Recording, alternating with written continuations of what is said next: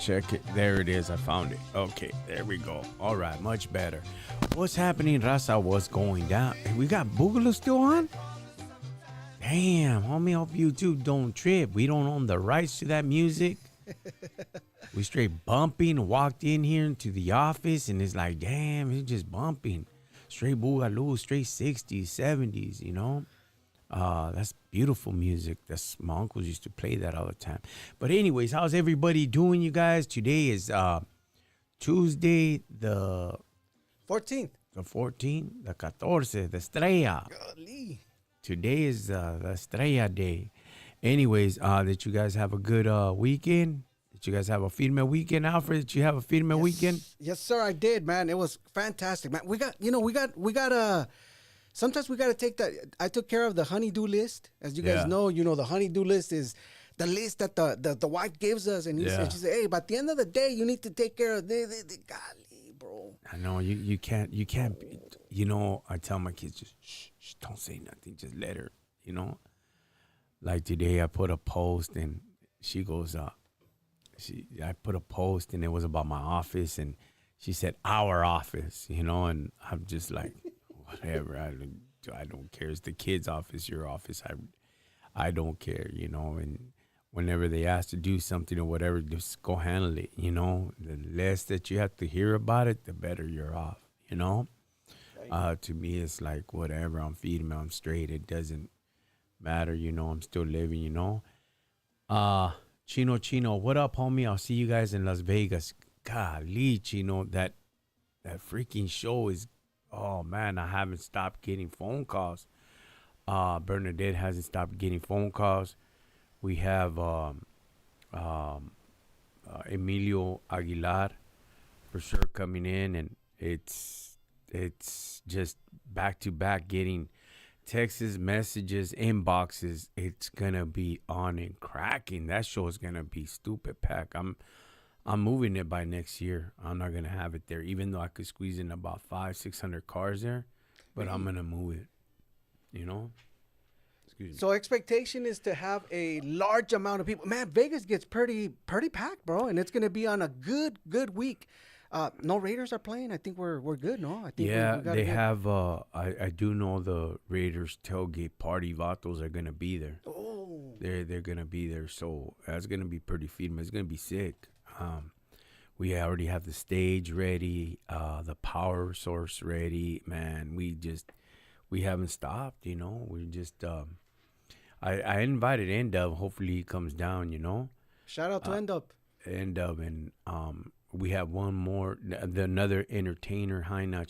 She's coming down from up north in California, from up north, and she's going to be on stage too, So hopefully we got to meet the contract because I don't want to come in a conflict. She's supposed to be singing for Lowrider.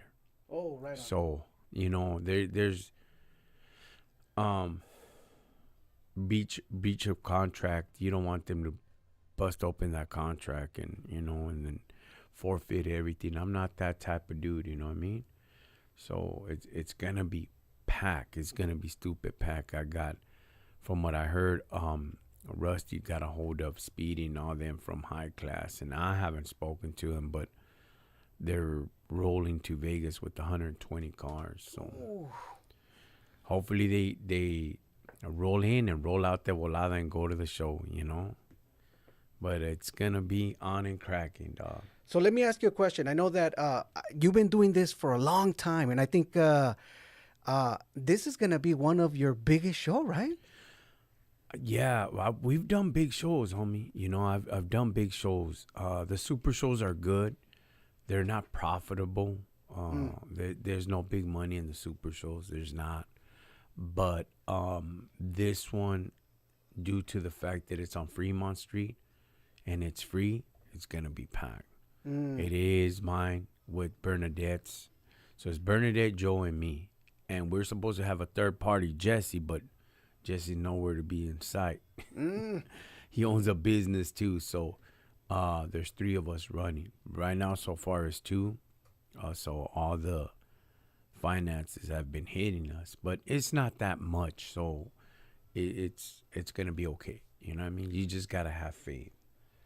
Right on. So another question I have for you is because you mentioned that it's not a profitable event. But bro, how hard is it to produce one of these things, man? Because you're literally on the phone 24/7 connecting with people. Yeah. I mean, do you have a team behind you that's helping Yeah. you? I mean, I know you have 3 people that are just the producers, right? Yeah. But is there behind like people organizing, having discussions with, the car clubs, making sure everything goes well? Or do you take care of that? Well, that's why you connect with people. You know, when you connect with people with like Rusty and all them, a lot of these individuals that jump on board, you need them. They don't have money. They don't have big finances to drop, but they got all the resources and all the connections, and people follow them. Those type of people, you need them by your side, no matter what. And especially like with Rusty, he's a good friend of ours, so that's even better.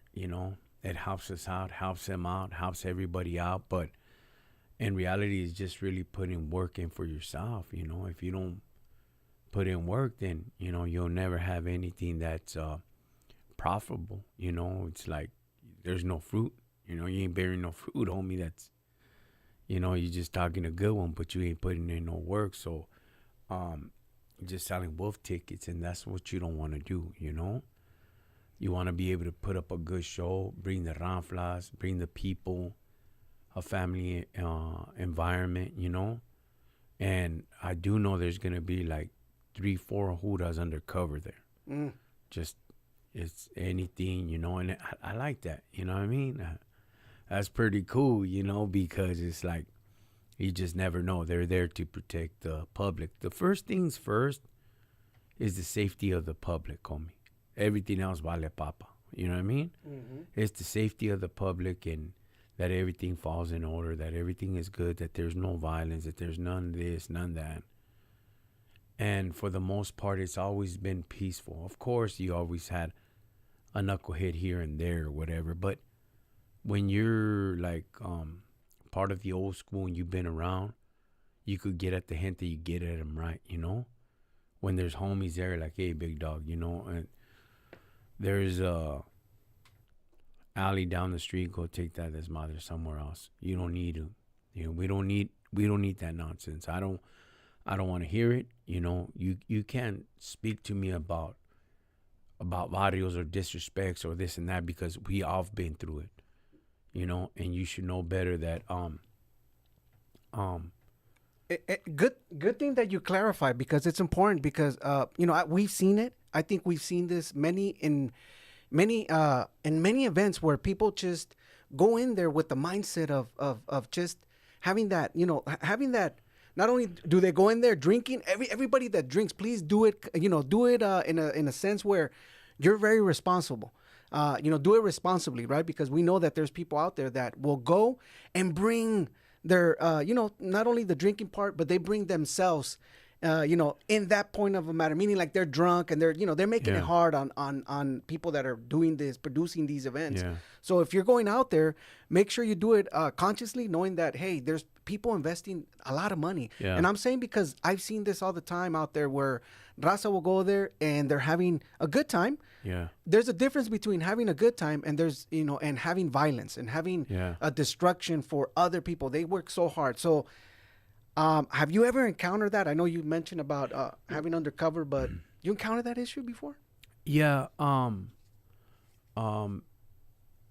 There's been some issues, but to the nitty gritty, it's like, don't put up with no bull crap.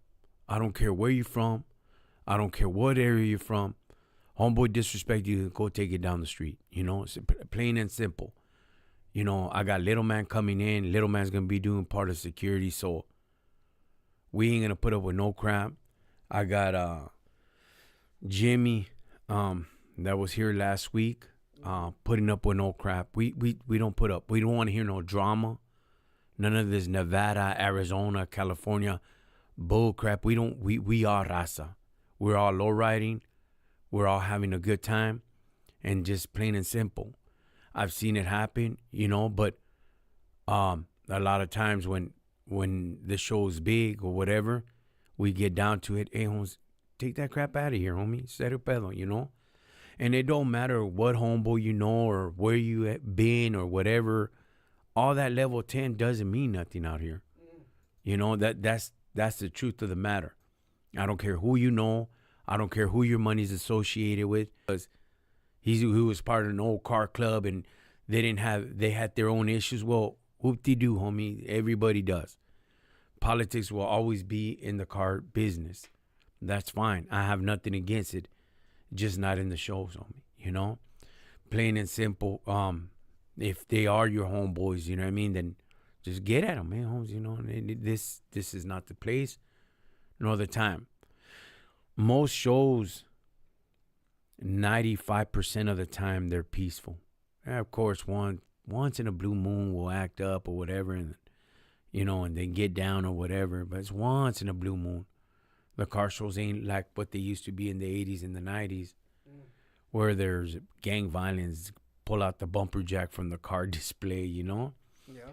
It's, be firme. Chino says, I got you back on it, brother. We family. Thank you, Chino. Yeah, that's true. You know, see? Perfect example. We have a lot of friends and families that always support us, you know what I mean? Regardless of the car club or the representation or whatever body where they were from. You know, when you've been around, bro, you should already know. When your gente is acting up, you should already know to put them in check.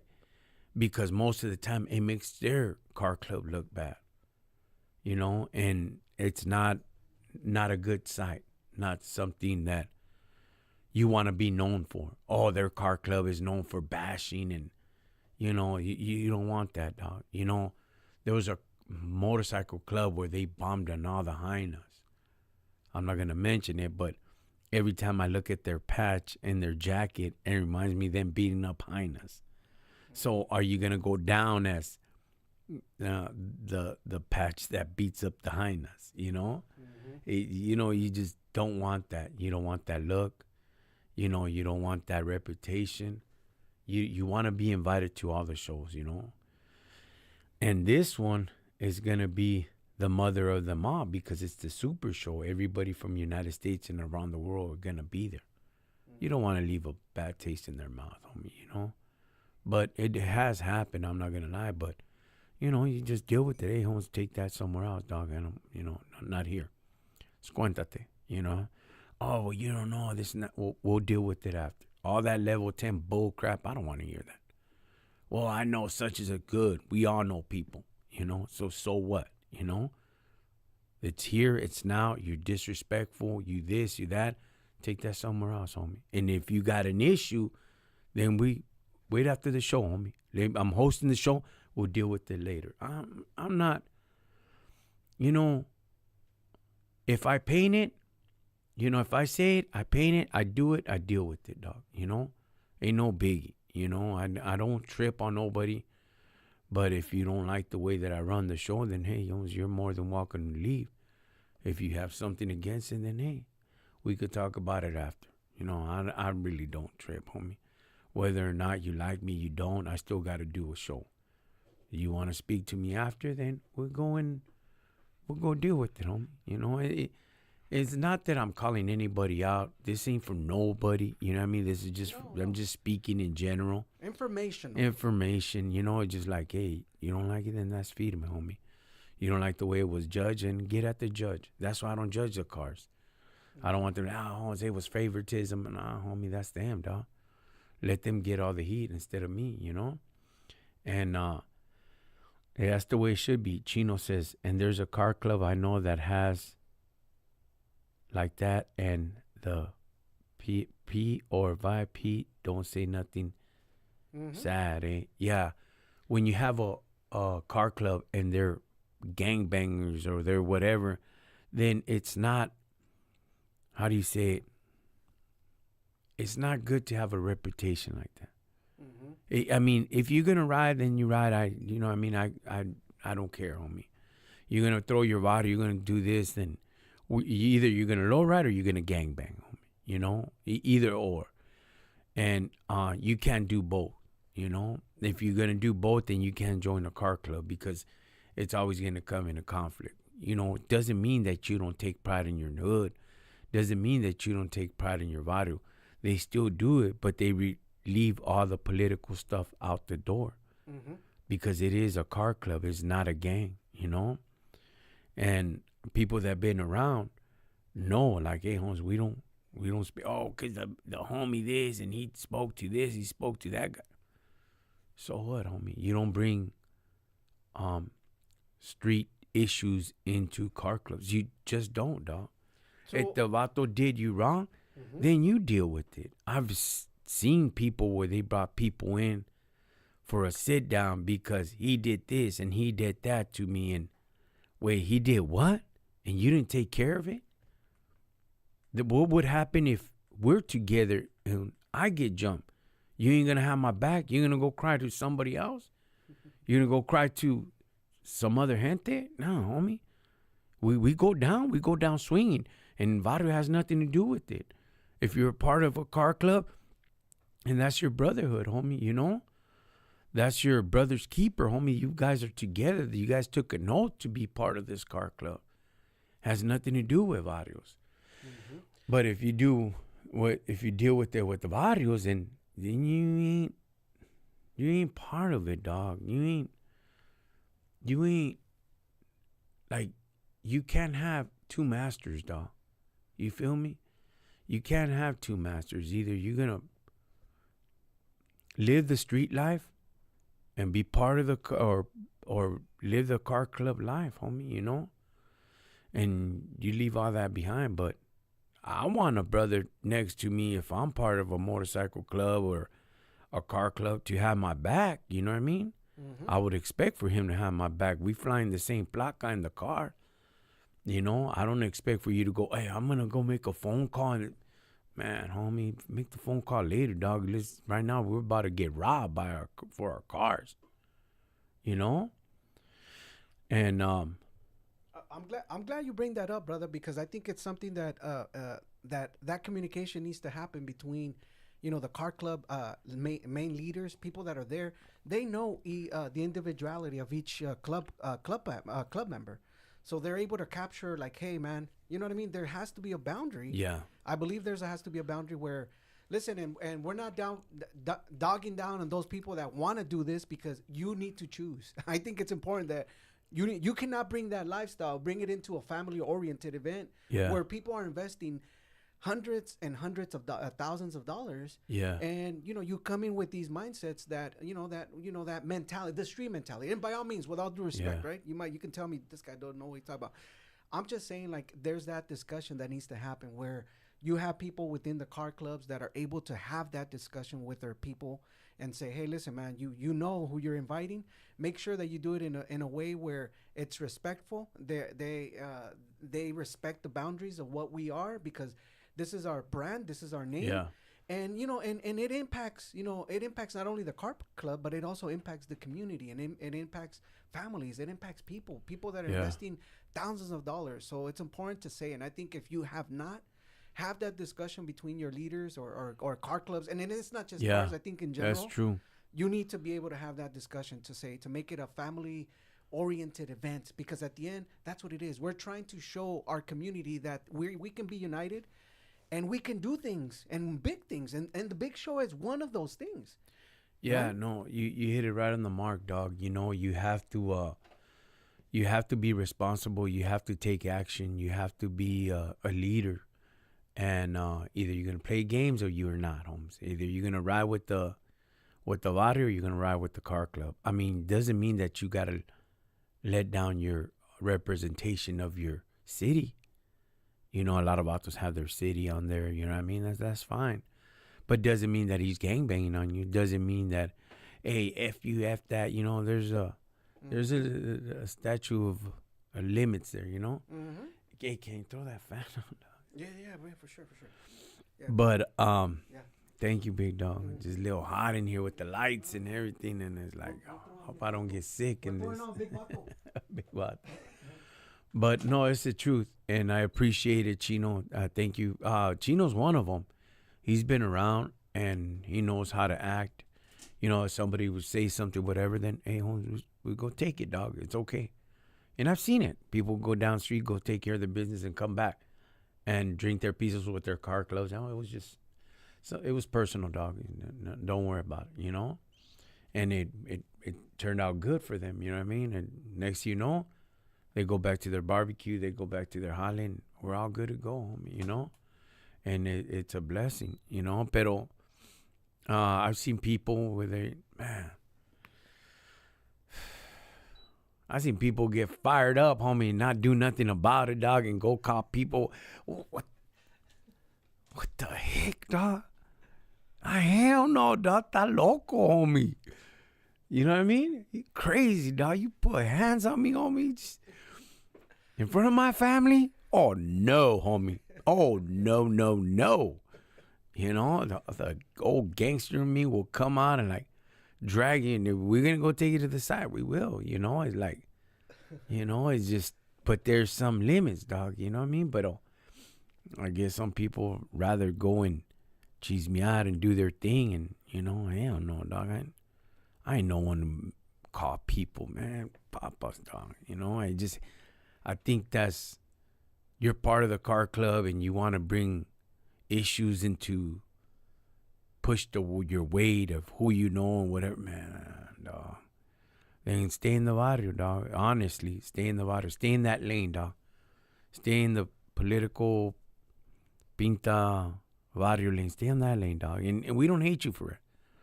You know what I mean? We don't hate you for it because you imagine individuals are already fighting cases and dealing with so much crap, and then you bring up issues about the cars. Yeah. They're fighting Ricos, they're fighting this, and you bringing issues about the cars. Are you freaking kidding me, dog? I think that's so Chino, that's stupid, dog. You know, dispensa, homie, but like these vatos already dealing with so much madness, whoever it is, dog. You know what I mean? And then hey, you know, he rode his car, he hopped it in front of me, and you know, like, stay in the barrio, homie. You know what I mean? For us, we're gonna live life, homie. We're gonna have a good time and go talk to people, you know, and say cubo, you know, and meet people from all over, from Tejanos, Nuevo Mexico, Arizona, from up north, you know, norteños, everybody. I don't care, dog. It just, they're in the lowrider scene. They're raza. Majority of them are raza. You're welcome, dog. I just enjoy the show, homie. You know, we put all this together for you guys, homie, you know, and it's out of our pocket. We ain't gonna make no feria. But,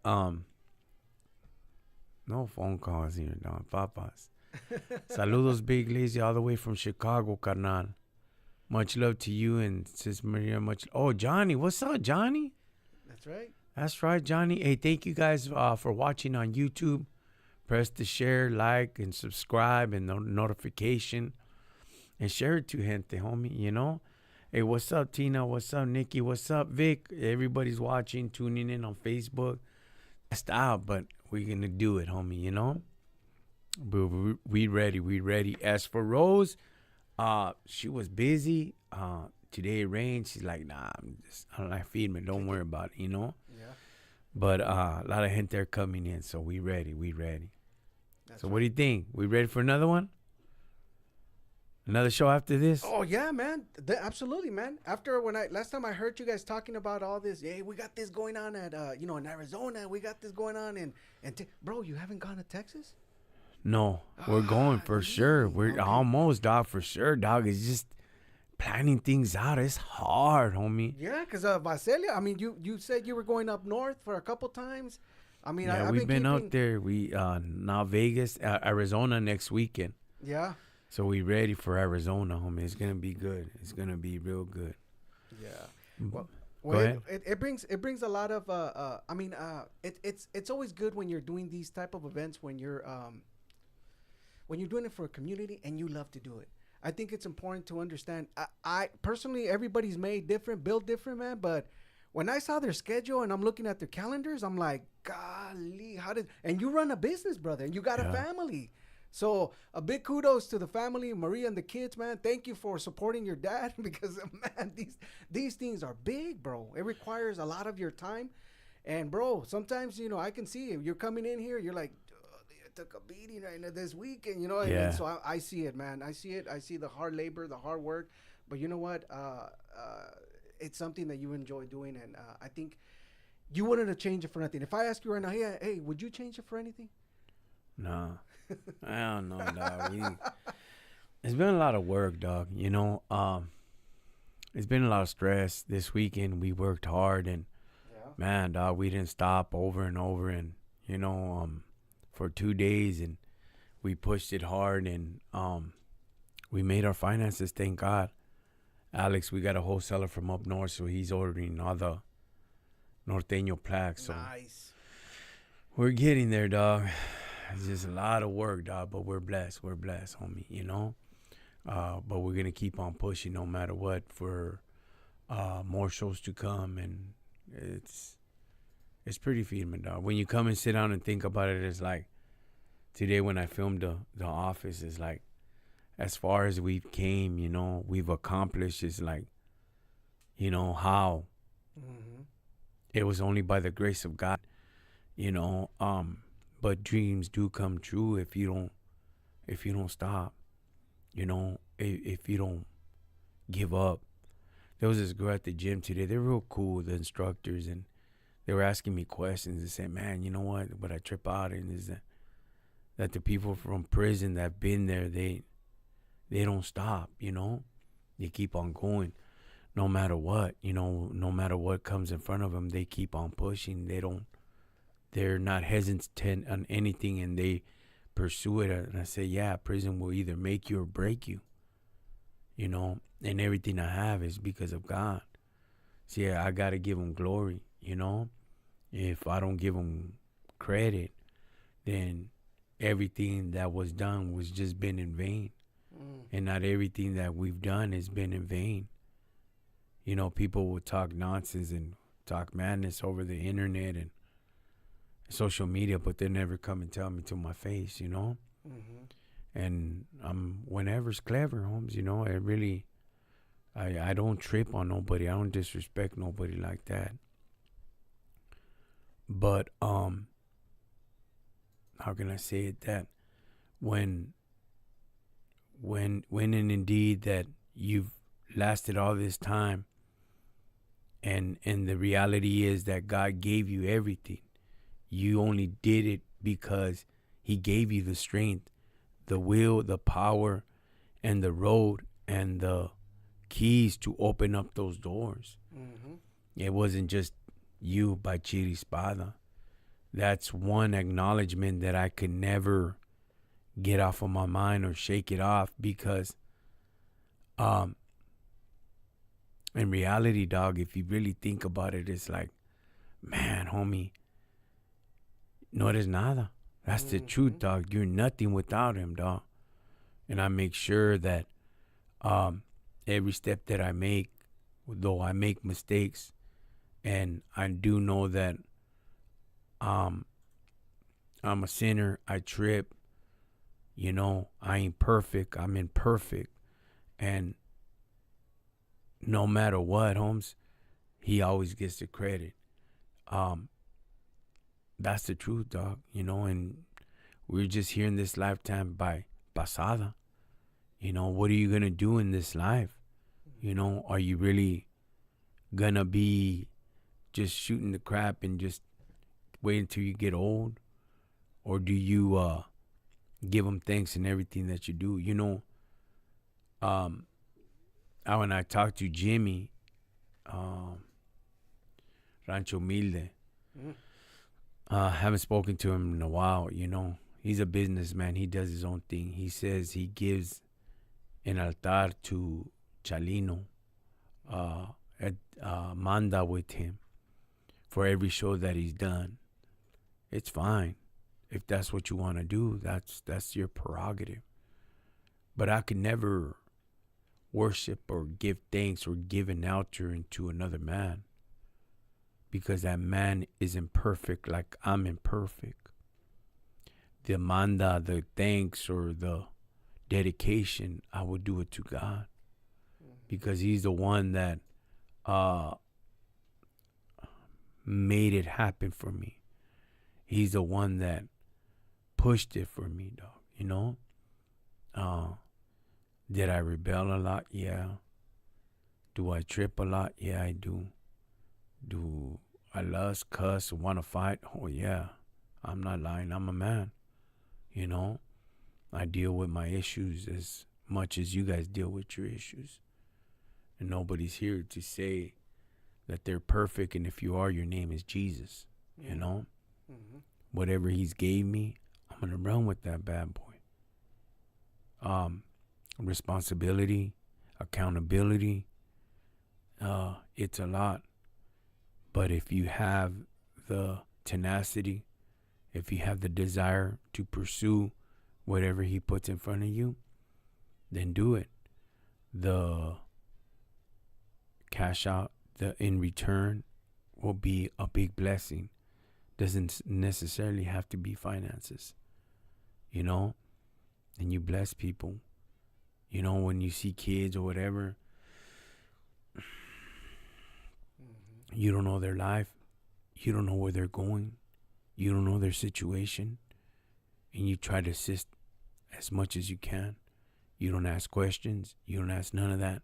But the only question you ask is, what's up, man? What's your name, homie? What's up? You know? That's it. With the parents being there. This weekend I seen a little boy. He's being frustrated, and he was in the little wagon and wanted to come off, and the sun was hitting him. I said, what's up, homie? And he looked at me. I'll be right back. Don't go nowhere. I got a big old umbrella. I put it in his car and gave him a cold water, and he was happy with all that. You know, you have to be generous, homie. You have to be kind to people. You have to be respectful. You have to be firme, you know? And when you slip and when you fall, that's okay. Pick yourself up. When you messed it up, you blew it up, or you cussed, or you know what I mean? You want to fight somebody, called them out, disrespected them. That's okay, homie. It's not the end of the world. It's going to come to an end, and God's going to deal with you, you know? It's gonna be good. You're gonna grow out of it, you know. Bigger levels, higher devils, you know. Understand that. Don't be scared of if a door opens up, then go for it. Open up that door and walk through. Don't hesitate. Push it. You know. You don't know how big of a blessing you're going to be towards other people, towards other individuals that's been where you've been at, you know? No matter what, Holmes. You know, yesterday I was waiting for a homeboy, and I owed him some feria, and, you know, and I was in the parking lot, and the vato was mad dogging me, and you know, and he was woofing. I could see he was woofing out of the side of his mouth. I could see it. And I was like, what's up, homie? You know, what get better way, you know? He's like, what? And like, I get off the car, you know what I mean? And that guy's kind of big. He was a little ways, and like, what's up, homie? What's the pedo, dog? What am I doing to you, you know? And he's like, what's up? And he got closer, and I looked at him and said, oh, man. And I called out his name. I knew him because that's my homeboy son. And he's all like, well, who are you? And he still was acting crazy. But he was getting high and doing his things, you know, and his parents had kicked him out. His mom kicked him out. And like, oh, man. You know, and I felt bad, and I tried to do the best that I can for him, Holmes, you know, and I went to his mom's house right after, you know. I go, anything you need, I'm there. You want to take him to a program, let's go take him, you know. I think that it would be beneficial for him to go to one of these programs, you know, and I'll help you out. And she's all like, yeah, but he doesn't want to go. He doesn't want the help. He doesn't want the change. So I was like, yeah, you know what?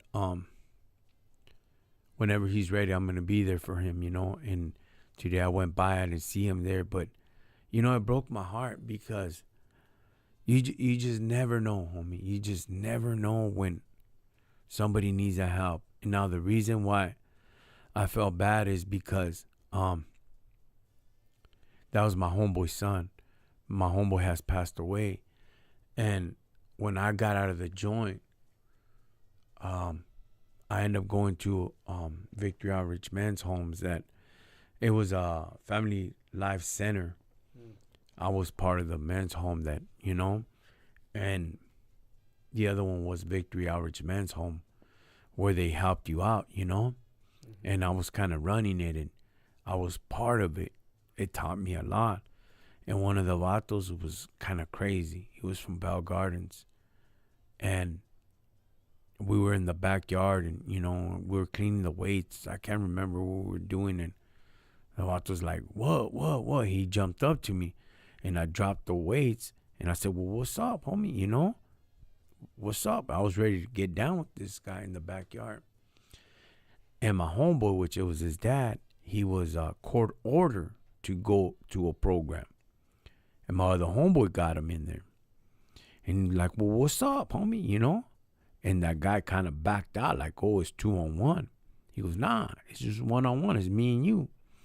And I said, nah, it's all right, Holmes, you know? He goes, nah. And my homeboy pushed me. And this is what he said, dog. I'll never forget it. He said, you're in this program because you want to change. You know, he called me by my nickname. He said, Lazy, you're in this program because you want to change. You want a new life. You want all that. I don't. I'm here because of the court order. I'll still gangbanging, hoes. I don't care. I'll get high here and everything. But I see my homeboy trying to do good, and somebody who tries to throw in a stone and throw him off his path, oh, best believe I'm going to jump in. I'm going to take care of it. And that guy backed out. I backed out. I'm like, damn. You know? And I know my homeboy my whole life. And that guy backed down, and he turned away, and he walked away. And I told my homeboy, I go, man, homie, you meant what you said, dog? He goes, Big Lays, how long have I known you, homie? How far do we go back? I've seen your struggles. You see my struggles. I ain't ready to let go of my struggles, homie. This is me. This is always going to be me, Holmes. But you want change? I'll help you get change, homie. You know, and that touched me so much, dog. You know, because that's a true homeboy. Right.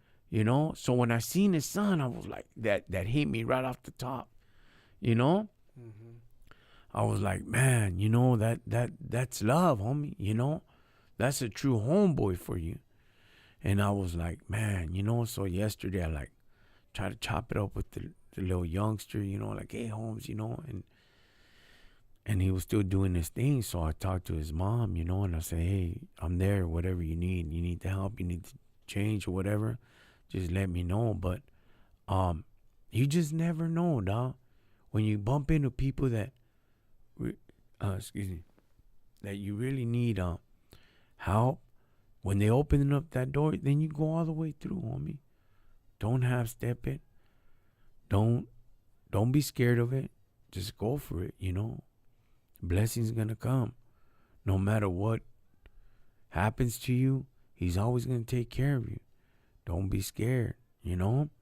But on this path of Rockin Chicano and all that, man, I keep on pushing. I can't stop, you know. Is that crazy about my homeboy, Alfred? It's wild, bro. But you know what? I really like. I really what you're mentioning, man, is as you were speaking. I just, you know, I gravitate always to stories of the Bible, bro. I just remember the story of David and Jonathan, bro. You know, David and Jonathan. Just remember that Jonathan was Saul's son, and as we read the story, we understand that, you know, Jonathan had a faithful relationship with David, to the fact that he protected him when his dad wanted to come and grab him and kill him. You know what I mean? And for that matter, Mo, for that sense of friendship, you know, and just the audacity of Jonathan rescuing, even bringing him things and telling him Yeah. like, "Hey, here I got you, bro." You know, the friendship, the faithfulness, bro, of Jonathan and David. I mean, just remember to the day where Saul and Jonathan got killed. Yeah. You know, and what happened to that little boy? There's a little boy that was a descendant of Jonathan. Yeah. You know, and that descendant of Jonathan actually had an incident Yeah. where, you know, things happened that David took on the kingdom. Yeah. You know, and people got scared, and in the revolt of running away from the whole situation of David, you know, they dropped the little boy. Yeah. And that little boy ended up getting, you know, hurt. Yeah. You know, hurting, like getting lame, meaning he Yeah. couldn't walk anymore. So therefore they took him out and dispersed them around around the town. But then David remembered that he had a faithful friendship, and he asked his people around, and he said, "Hey, does anybody know if Jonathan had? I remember he had family. Yeah. Does anybody know about what happened to his family?" And the servants came back and said, "I know of one, one son by the name of Mimopheth. I think that's Yeah. what's his name." And what happens, bro? It ended up that they went to grab the kid, Yeah. you know, to bring him to David, but everybody around was so freaked out and panicked because the reason why they left the town was because of the fear that David was going to kill. Remember when back then, if people took over families or took over kingdoms, all their families got killed. There was in times where people got their families killed from all the way from the top, from mother, daughter, and stuff. So they found out that David was coming to see these young kids. They were scared. They were scared, and then they ended up just saying like, taking him over, and remember saying like, "Kill me." I mean, the kid just says, "You found me. Go ahead, take my life, take care of me," because you know everything he's heard was negative. Yeah. The fear, you know, that if he finds you, he's gonna kill you. But the truth of the matter, man, we saw the fidelity of David and the relationship he had with Jonathan. And he said, "Listen, because you are a descendant of Jonathan, you're gonna sit right next to the table, next to me," you know. And so the faithfulness. So what you were talking about, man, I'm like, oh, you know, it took me back to that, you know. Yeah. So, good story. Yeah, the homeboy's like, you know, he's all like, "Hey, Honza, you're trying to change. I'm not. This is my life, you know." And unfortunately, he ended up going home to the Lord, you know. Yeah. But those stories are crazy, bro. You know, when you sit back and really try to assess the things of the path that God put you at, and like, it hasn't been easy, dog. No, I bet not. Hasn't been easy, pero you know, we're thankful, we're blessed, Yes. and always remember that as hard as it gets, the more He's gonna be there for you. 100%. You know, the harder it gets, the more He's gonna be there for you, and don't hold back ever. You know, if there's a door that's open, then go for it all the way. You know. Mm-hmm. But anyways, it's a blessing to be alive. A lot of people didn't make it. A lot of people didn't wake up today. A lot of people can't speak. A lot of people can't walk right now. A lot of people are just deceased, you know, and we're still here. So what else is new, Alfred? Not much. Hey, just want to give a quick reminder to the folks at the YouTube Yarda that we do have a phone call where you can call in. For the most part, man, we're trying to make something different, man. You need prayer. You need something. Give us a call. We'll take down your information, and I'll make sure Anthony gets the message. No, I'm kidding. For the most part, man, if you guys want to share with us, want to share something, want to speak to us, we do have a direct line where people can call in. The number is 714-464-0747. If you're at the YouTube Yarda, or if you're at the Facebook and you guys want to just call in, give your opinion, give your thoughts, give a shout out. Come on in. You'll be able to be plugged in here, and you'll be hearing it through YouTube, and then people will hear you through the Facebook, through Anthony's phone as well. Yeah, definitely. You guys are always welcome to call in. You guys already know the lines are always open, and my messenger is there. And it's always good to communicate with somebody that's positive. It's always good to reach out and state your story. You know what I mean? You just never know. When we go through hard times, doesn't mean that you're there by yourself. Speak up, talk to somebody, connect with somebody. Depression's a mother sucker, homie. And it's just an emotion and just a feeling. If you guys ever feel depressed or whatever, reach out to somebody. Go talk to somebody. Open up. Oh, well, I can't do that because they're gonna go out there and open up to everybody and tell them my business. Well, look, They got Facebook. I mean, you're exposing you your already business. out there. Don't worry. There's nothing bad that they could talk about you that's already been talked about you. But if it's gonna save your life, if it's really gonna help you, then go for it. Talk and open up and speak to people. Communicate, relate with people, and be firme with them. And if they're just there, then you just pour yourself out to them. And if it's there just to, hey, give me a hug, homie. You know what I mean? Hey, dispense or whatever you're going through. You're not alone, homie. You got friends and families. It's a trip when I've been to funerals when people have committed suicide, and everybody's there, and I'm like, freaking vato, can you freaking reach out to at least one? Can you reach out to two people out of the thousands of people who are here? Man, that's selfish, homie.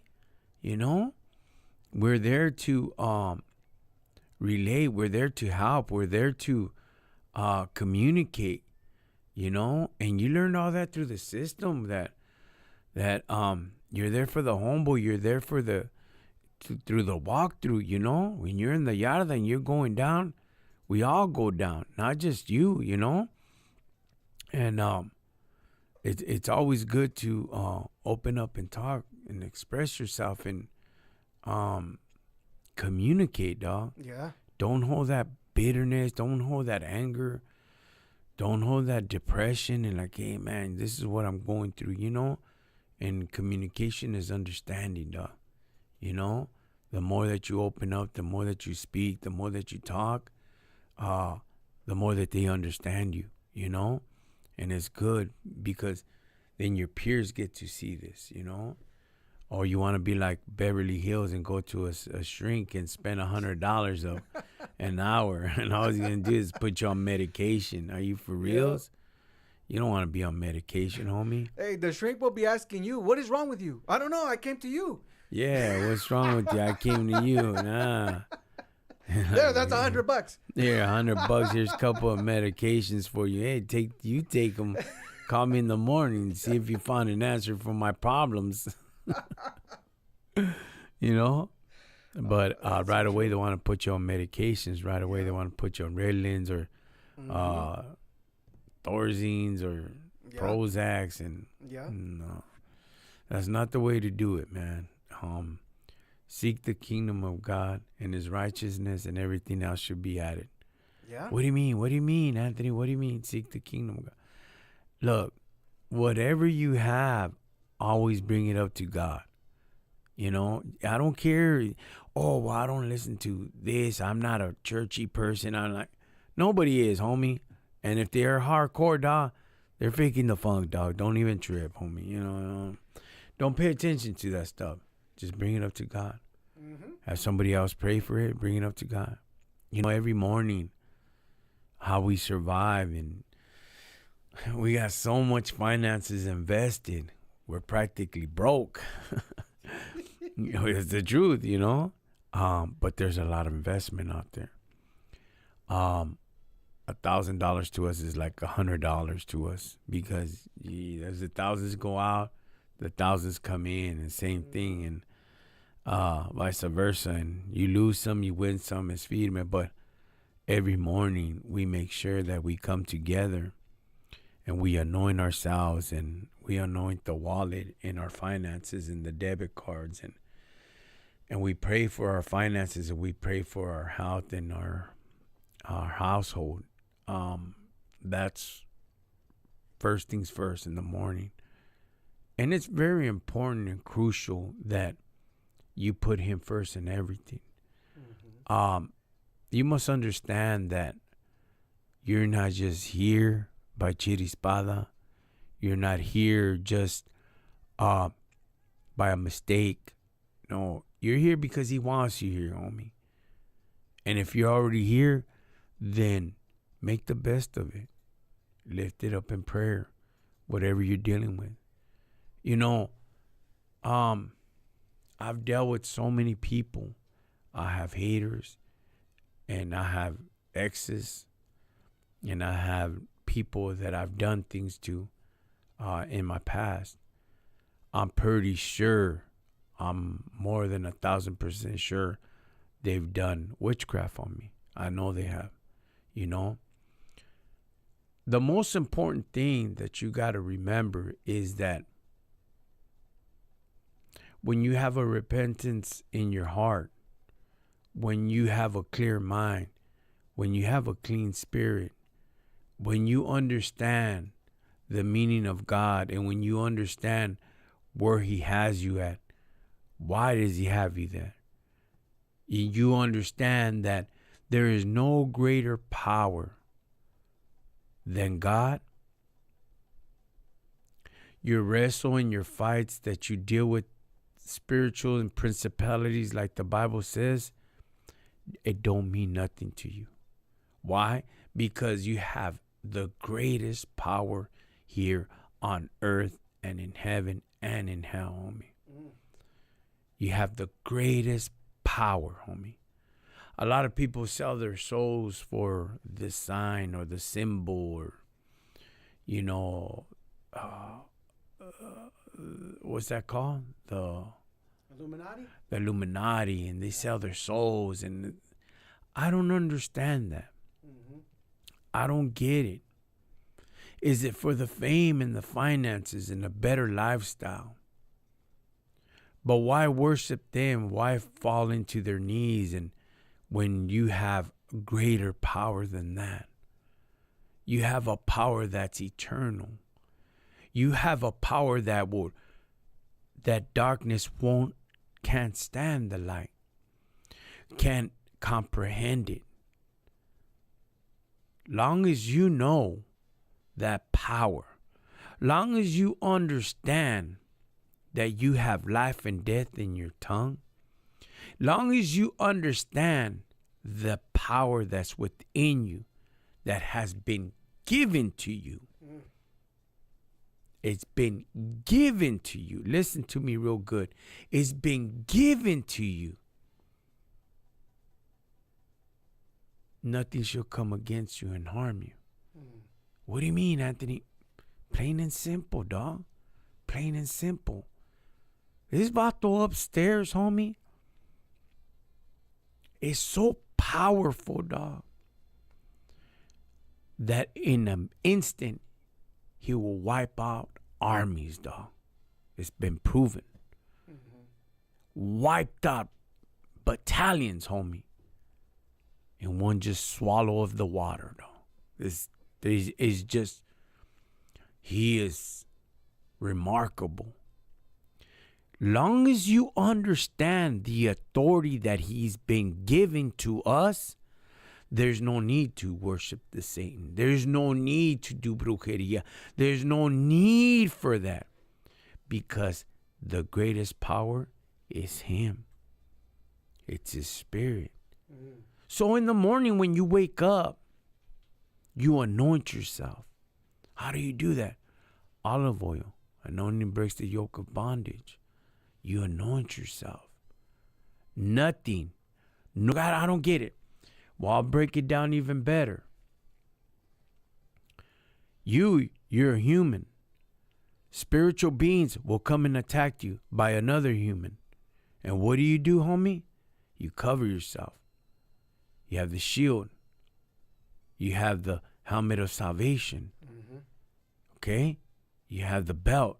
You have the whole gear to protect yourself, so nothing or no one could harm you, dog. Even if they do voodoo and they do all that, it can't touch you, dog. It can't. Oh, yes, it can. Watch. Well, you know, homie, You could do everything that you can. But when I would get on my knees and go pray and anoint myself, my whole house and everything, it can't touch me, dog. It won't. And you know how I know that, Alfred? Mm-hmm. Everybody, listen to me, dog. Listen to me real careful. Everybody that's dogged me out, went against us, took money from us, did us dirty, put us in the back burners, disrespect us, they're not around no more, dog. What do you mean they fall out? They're gone. They always lose. Because I know that I need to anoint myself. Business deal or whatever. No, I gotta know. I know already. I can't let nobody step over me or try to do any kind of brujeria towards me. I can't, dog. I lived it with my grandma, my mom. They all used to do that. I used to go to the curanderos and all that. I'm like, I didn't get it. One of my exes taught me how to worship the Santos. Every step, she explained it to me. And the flames would come out of the Santos. That palabra, dog. I seen it. They taught me all that. But one thing they didn't teach me was the love of God. One thing they didn't teach me, the higher power, the greater power, the everlasting power. And that's the love of God. That's the grace of God. That's the mercy of God. That's the heart of God. Long as you know and you understand that God is there for you, homie. Oh, man. Break down mountains, dog. See, I have faith. I have faith that these shows are going to get bigger. I have faith that Rockin Chicano is going to get bigger. I have faith that the clothing is going to grow. I have faith that my son, Benjamin, is going to open up a gym for his bodybuilding. I have faith that my daughter is going to be something in the computer business. See, I have faith that Daniel, which he's been doing, we're going to open up the warehouse. He's going to run the whole warehouse and the machinery. I have faith. See, I have faith from the moment that I hit rock bottom. There's only one way up, dog. There's no more going down. You already hit rock bottom. You already touched it. Boom. You know, when you used to play suicide ball, you had to touch the wall. Because if you didn't touch the wall, you get beat down, homie, if you drop the ball. See, I touched that wall already. There's no other way. Now it's time to come back up. And see, that anointing, that understanding, the meaning of God, the meaning of His mercy and grace, I understand it from my life. I know that we're not here. You're not here just by chirispada. You got to understand your meaning of life. See, and when they come against you, when they burn you, when they come against you, you got to understand who paved that road for you. So it's not like you get out of the door and get out of that roadway and go try to deal with it yourself. Nah, He'll take care of it. He'll deal with it. Not now, not tomorrow, but in His timing. His timing and our timing and your timing is way off. Way, way, way off. One day to Him is 1,000 years to mankind. So you take care of it next day, Father? Yeah, that's 2,000 years. Yeah. It's way off. Be patient. Stand still. And know that He's God.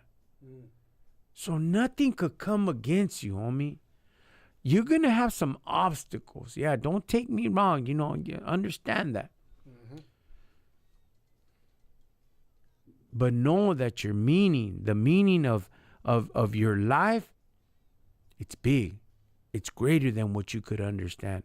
It's greater than what you could fathom. It's greater than what you could even see right now. You just got to have faith. When people come against you, then block them out. What do you mean block them out, Anthony? Yeah. Pray them out of your life, fool.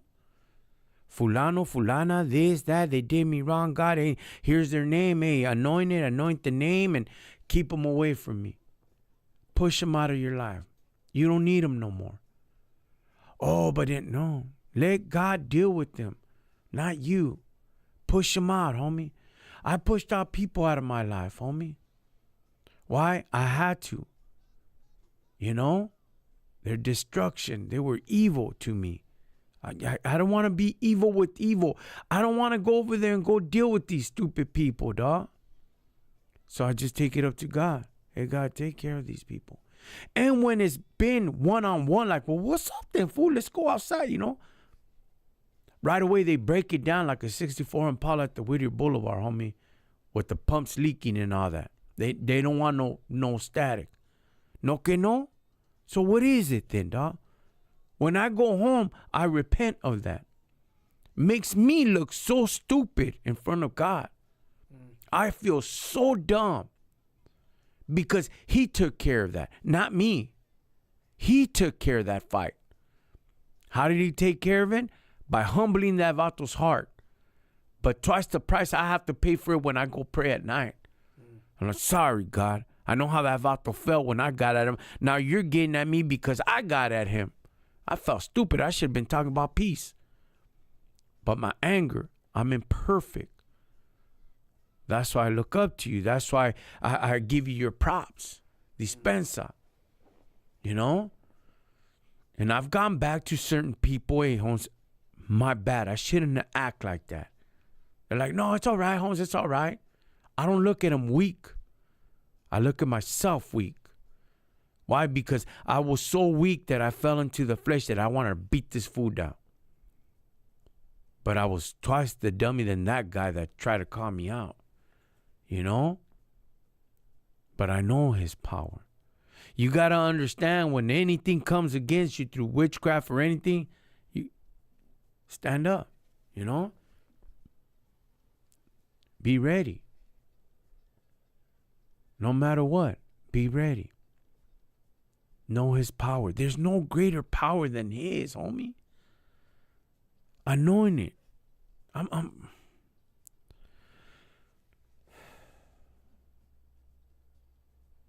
Look, you want something real bad?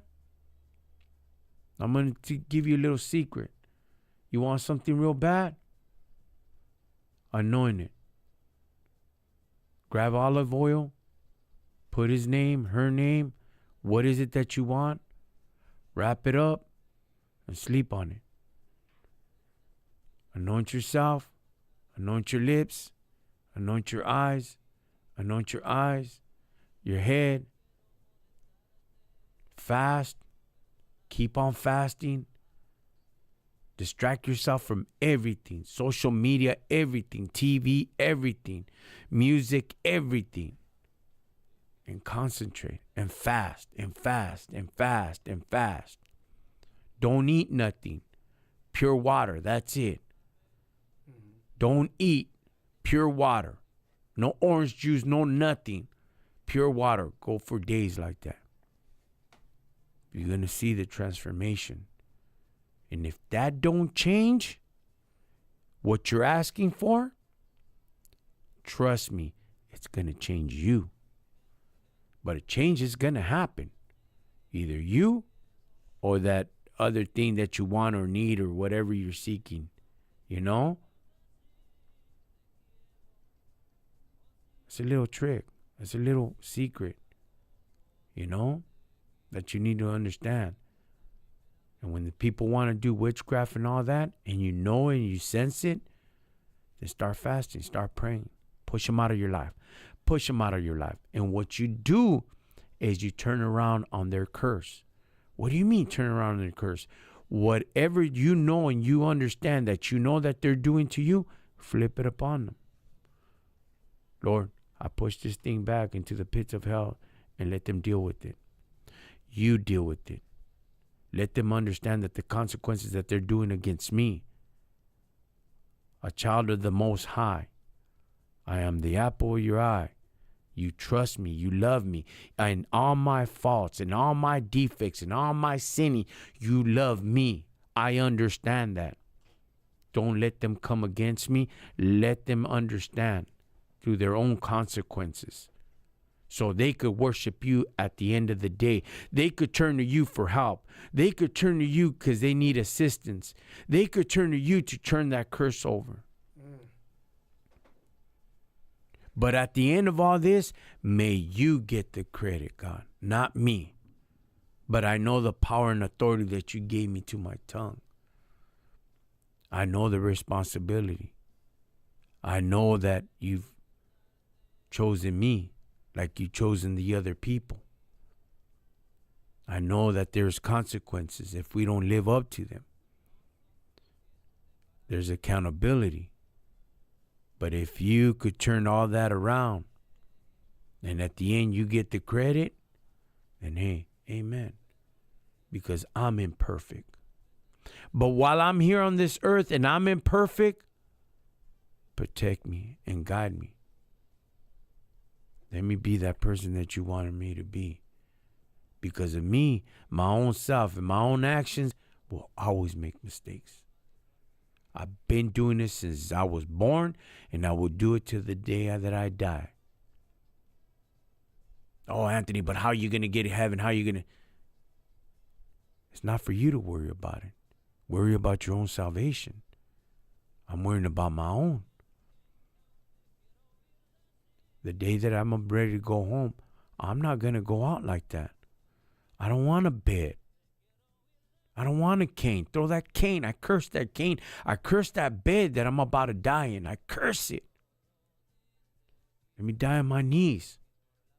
Because I know the power. I know the struggle. I know the consequences.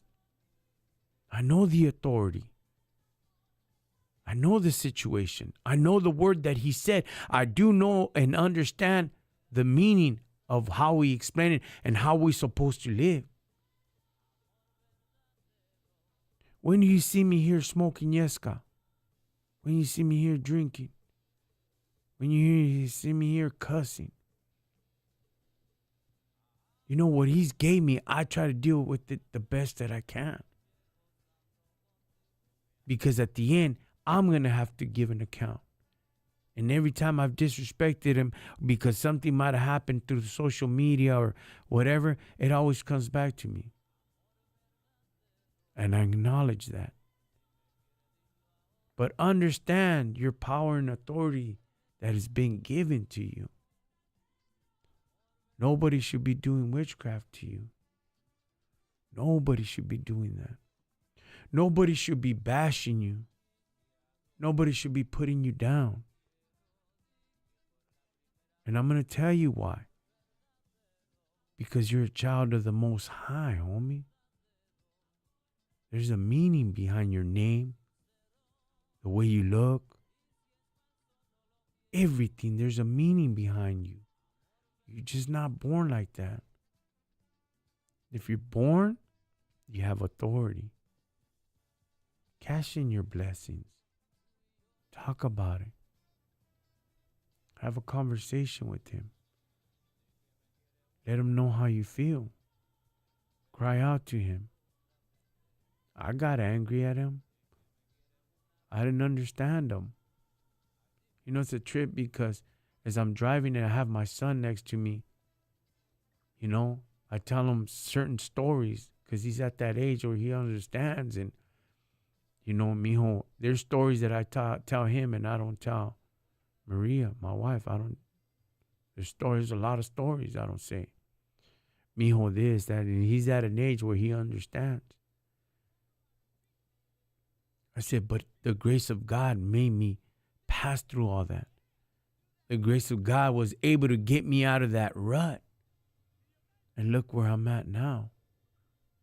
And he'll be like, whoa, Dad, that's hard. Yeah. But I know that I've been chosen, just like you've been chosen. Every single one of us has been chosen to do the holly that you're supposed to do for your life. You know, understand the power and authority that you have in your tongue. Life and death is in the power of your tongue. Tongue is what ignites the flames of hell. What? Yeah, dog. And who proved that? It was Jesus, the way he did it. He cursed the tree and the tree died. He blessed the people and the people were blessed. See, you have power and authority in this earth. Nobody should be talking bad about you. And if you do, you bind it. What do you mean, Anthony, you bind it? You bind it in the name of Jesus, cast into the pits of hell. What? What's that all about? Simple. You ain't got to be no Bible thumper, dog. You just got to understand the way it rolls. Oh, this vato's too spiritual. Well, you do have a curandera in your barrio. Your comadre and your tia do witchcraft. So if you believe in all that Santa Muerte and you believe in, what's the santo? With the one standing, San Judas and all that. You believe in the Virgin Mary, it's the same darn thing, dog. Useless and meaningless. What? Oh, that's blasphemy. Yes, it's blasphemy, dog. Because there is a power higher than them. Nobody should be talking badness about you. Nobody should be bashing you. If you do, you just bind it. See, and it shouldn't rub you the wrong way. Because you should know where you stand at with God. Are you trying to please mankind or are you trying to please God? Those are two different things. You know, when we come here, I'm like, here, another day, Alfred. Yep. Alfred, if this blows up, all this stuff is your whole feria. It's not mine. I don't care. And you know why I say that? Because this is like a ministry. Yep. Do we charge people? No. He don't charge me to use this whole setup. He don't charge me. There's no price in here. So I got to come here because I'm committed to come here because God wants me here. Mm-hmm. It's your call. Just like him. He's stuck here. We ain't got no other way. Nah, it's raining. Too bad. You're going to go do it. Ain't no rainy days here. That's fine. When it blows up, I already gave him my word. That's your whole feria. I don't care. You know, let him have all that money for his family. You know? But I know that what we have to do. So it's a commitment. Mm-hmm. We have to stick with it. But I'm not here to please myself. I'm not here to please mankind. I'm not here like, hey, look at me. Look at how I could do, Holmes. Hey, man. If we could make a little bit of finances, if we could make a little change in this world, and God gets the credit, then what's wrong with it? I'm always going to get judged. They're always going to talk about me. It's okay. You know why it's okay? Because the God up above is taking care of me. The God up above has my back. He's always had my back. He's always been there for me. Even when I died in my mom's stomach, and I was already dying, and they're pumping my mom full of injections for me to come out alive. He's had my back. When I've been gunned down and, you know, ran over and all that, he's had my back. When I was in prison, they were trying to throw the whole book at me. He's had my back. When I went mentally insane for 3 months, he's had my back. When I was in riots and people were getting stabbed, killed, and all that, he's had my back. When I paroled with not a penny to my name and nowhere to go, and my address was Skid Row, he's had my back. You mean to tell me everything that I've been through, the loss of my son and the loss of my mother and living from bar to bar, hotel to hotel, to car, park to park, and shed from shed and garages and all that, rat infested and living in cars in the winter and with no insulation in the car, all full of metal from the 60s and the 50s. The vehicles are just made out of metal, no insulation. He didn't have my back.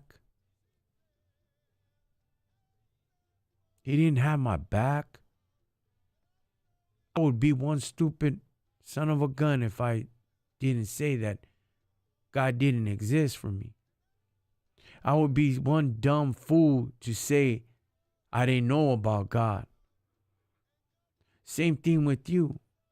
You got to understand the covering that you have over you. You got to understand that the meaning of his angels around you, around your kids. Oh, but if they're God this, there's always going to be that doubter in your family. Oh, but if God this, if God, shut up, fool. I don't believe in God. Shut up, fool. You're a beautiful being, homie. You're flesh and blood and bones, and you have hair and you have eyes, and you're a beautiful being, homie. Dang it, you're beautiful. You're handsome. You mean you just came out of a pescado to a monkey to be who you are now? That's loco, homie. God made you, Holmes. God made you, man. Are you going to tell me that there is no God? You could breathe, you could hear, you could smell, you could see. Look at your hand. Look at your skin color. He made you black. He made you brown. He made you yellow. He made you purple. He made you the way he wanted to make you, dog. You're going to tell me that there is no God? That's mental.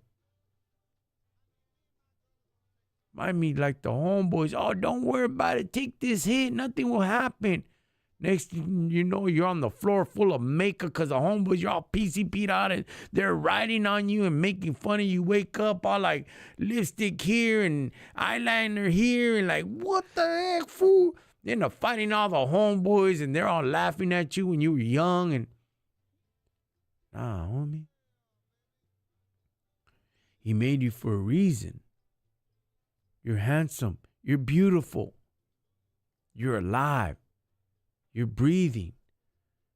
You could think for yourself. You could move for yourself. Stop doubting it, Holmes.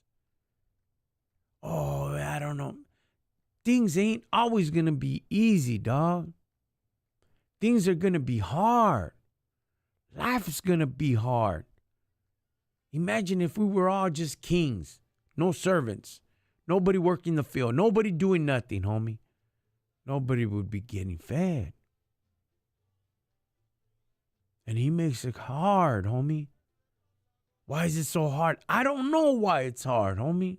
I don't know. But life is hard. Dale fregadazos, homie. Dale, tú dale. You give it your freaking best, dog. Stop whining. Stop complaining, dog. So what? The bill ain't gonna get paid. So what? You still alive.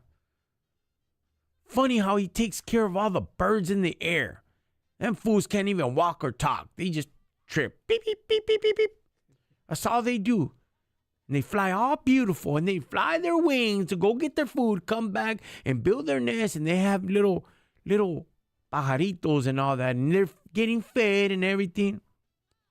He takes care of them. He ain't going to take care of you. And you're over here working for a freaking bill. Por favor, dog. Please, dog. Like he hasn't seen you through. Like he hasn't seen you through your hard times. Like if you never had hard times before. You never had hard times. Of course you had hard times. You're always going to have hard times.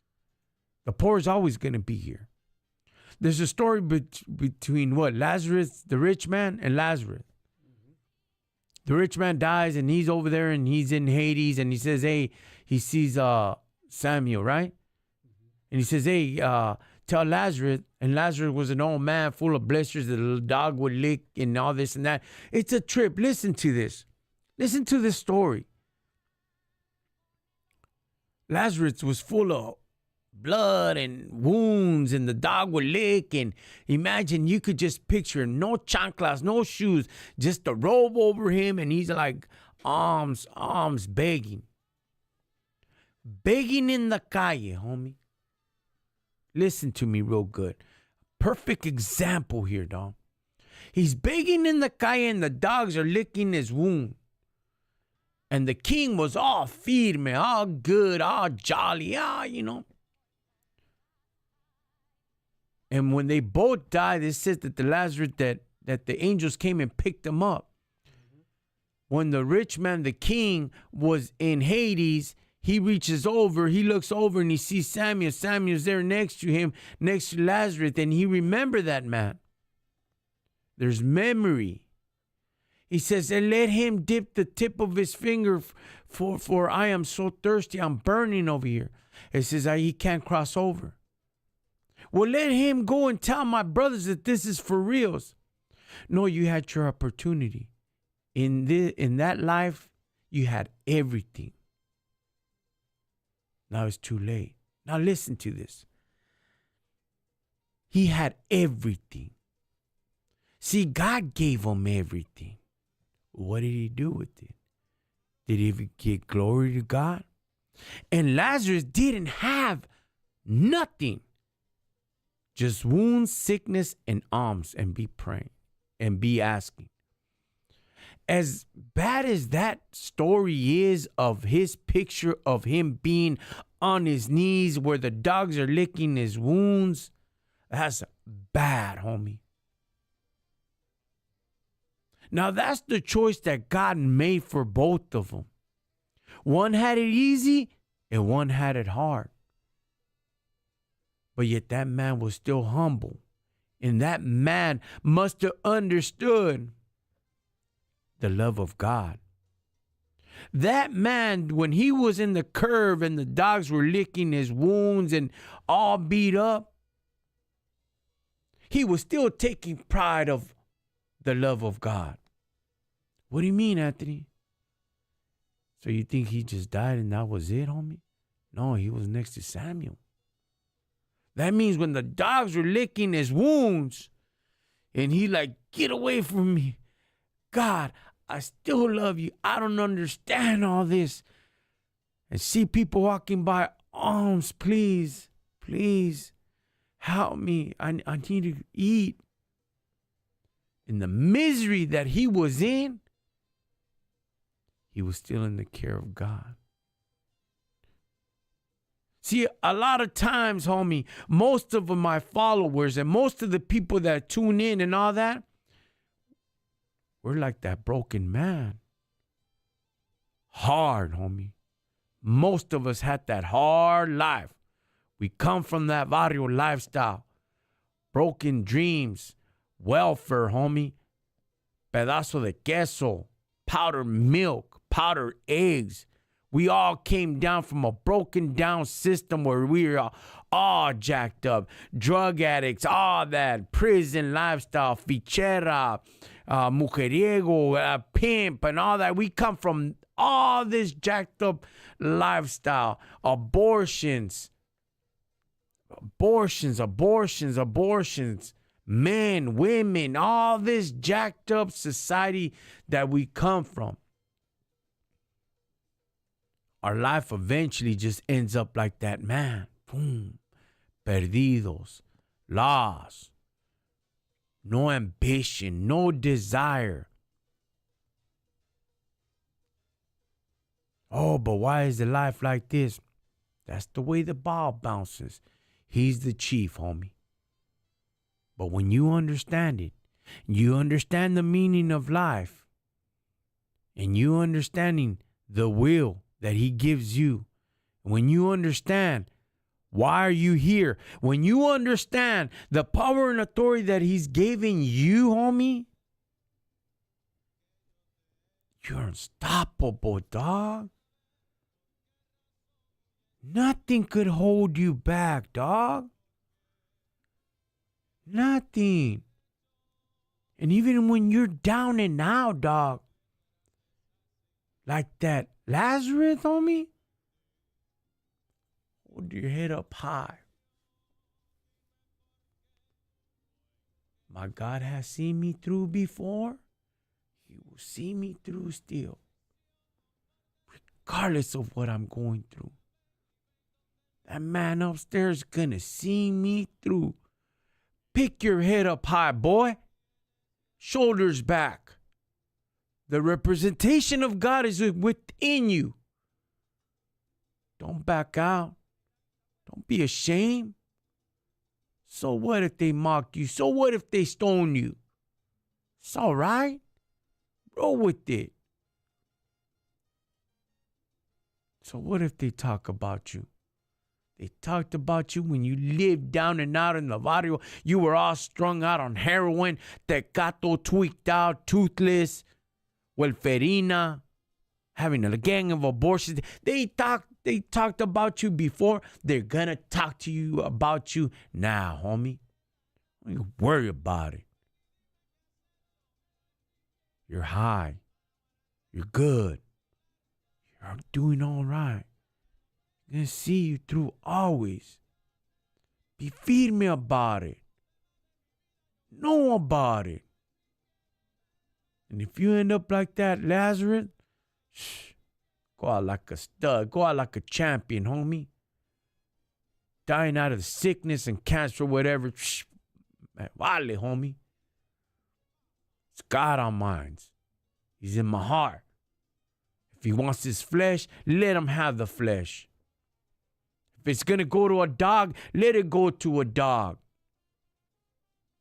But I know that I know that I know that I know that I know he has seen me through this whole life. He's going to see me in the afterlife. So what if the flesh is given to the dogs? Oh, Anthony, but why are you speaking like that? Speaking about the story. Read it if you get a chance. The king, the rich man, Lazarus, and Lazarus. The rich man and Lazarus. It's in the Old Testament. Read it and you'll understand it. Just like that man that was in the curb and God was still with him. And he's going to be with you too. Go out like a champ. Don't back out. Know the power and authority that has been given to you. Don't let nobody try to do any kind of witchcraft, any kind of issues towards you. Defend yourself. I've explained to you how to do it. It's deep, huh? Wow. Yeah, brother, that's deep. But you know what? The reason why it's important to do that, man, is because people out there, many times we hear this we see it on the text, and we say to there, hey, talk a little bit about God, remember? So here we are talking about God, man. It's important. It's important what you're saying, man. It hits it right in the nail. There's people out there that are struggling. People out there that are having a hard time. They're having identity issues. They don't know who they are. They don't know who to look up to. And here you are, man. This is the hour where we can come and say, hey, this is your time, man. Give you a little bit of a boogaloo, a little bit of Bible, a little bit of story. Car shows. Think about it. We have it all, man. Because, there's people out there, man, that are in desperate need of hope. Yeah. Desperate need of hope. And so what we're doing here is, like you mentioned earlier, man, this is ministry. This is us. I know you're probably going to agree with me or not, but, sometimes I don't know. Sometimes you said this, and sometimes I feel that same way and says, do we actually question, do we actually are impacting, touching people? But here we are, man, touching people on YouTube Yarda, on Facebook. Look at how many people respond. How many people say, amen, brother, amen. How many people are seeing? There was a comment that said, that's why I follow you. That guy, I forgot his name. It went by. But he's hard. He's a stubborn dude on Facebook. Right? I forget. No, but he's cool. Yeah. Right? But he goes, that's why I follow you. See, he might not agree with certain things, but when it comes down to God, he's with it. Like, yeah, that's true. Yeah. And that's agree to disagree. But when it comes down to God, like, yeah, you're right. And whether you follow me because you want to follow me or you want to mock me or whatever, that's fine. But when it comes down to certain things about when we talk about God, I always got to let him get the credit. I always gotta let him. I don't have all this because it was I'm me. That's not me, dog. It's God that's given to me. Yeah. You know? But Well, God uses people, man. God uses you in our weakness. God is strong, and you know, wherever we feel weak and meek, and you know, we feel like Lazarus. Guess who's strong? God is, man. So He follows us through. always remember, like I mentioned, know your power and authority, dog. Amen. You know, just like the brujeria, black magic, yeah, it does exist. We use the word of God. Mm-hmm. And I'm going to tell you one time, I've said it before, I didn't know the power and authority that was given to me, but I knew. So, trip out, you guys. YouTube, I haven't said in YouTube, but YouTube is paying it, bro. YouTube is paying attention, bro. yeah. One time when I went to child support court, and the hyena, she was chewing me out, dog, and she was bashing me, and I was a registered what is it, registered minister, right? And I was just doing funerals and all that, you know. That's how they gave me the funerals. And I had to go speak to youngsters. It was pretty good. It was pretty nice. I wouldn't mind doing it. I went to child support court, and the hyena was chewing me out. She was atheist. And she said, "Oh, you're here, you're a minister and this and that. I don't believe in God. I don't believe in this, and you know, I don't believe in your God, and I'm atheist." And she was telling me all these things, and I'm like, cool, that's your prerogative. And she was there, and she was just chewing me out, dog. She was like, "Oh, this, and you think you're good because you've been in prison. You think this because you help out with the churches. You think you're good." She was just bashing me. How much you making here, and how much, you know? And she was just on me. And my baby's mom was right there. She was like, you know what I mean, smiling or whatever, right? And all this papaya, and she's getting on me, gacho. Mean hard, Alfred. She was just gacho. And she goes, she said, I don't believe in your God. I don't believe this. How much you made? Like, hey, don't speak to me like that, please. We're here to have a conversation. You know what I mean? We're here to understand. And she was bashing me, Alfred. Power trip. Hard, homie. Hard. Like, you think you're good? Okay, watch out. I'm gonna mimic it. You think you're good because you went to prison? You think you're good because you're a ministry? You think you're good because of this? Your God is nothing. And like going all off on me, dog. And it snapped. I remember the power. So, Alfred, I said, I bind what's coming out of your mouth in the name of Jesus and cast into the pits of hell. Just like that, Alfred. But I went like this. I bind what's, like, with power and authority. Yeah. Alfred, she went like this. Tremble. She started choking, dog. Ooh. She started choking, dog. And she got up. She turned white. She went like this, and I had my finger like that, and I brought her down. She got up, dog, and she was grabbing her throat. Bro, that shook her foundation, homie. I bet. And she freaking left, dog. She left. And like, damn, what did I do? What happened? Man, you know. But I didn't know, but I understood. Yeah. And she left, and she comes back like 5 minutes later, and she had a cup of water like this. And she just walked in, and right away she wanted to go at it again. And she went like this. She had the cup of water. She like this. She goes, even Jesus had a job. I go, yes, before his ministry, you know? Not after his ministry. He was a carpenter, you know? Yeah. She goes, anyways, and then she goes, I'm just going to take this over to the judge and this and that. So they go to the judge, and her and the judge must have had something going on. You could tell because they were all flirty. Right.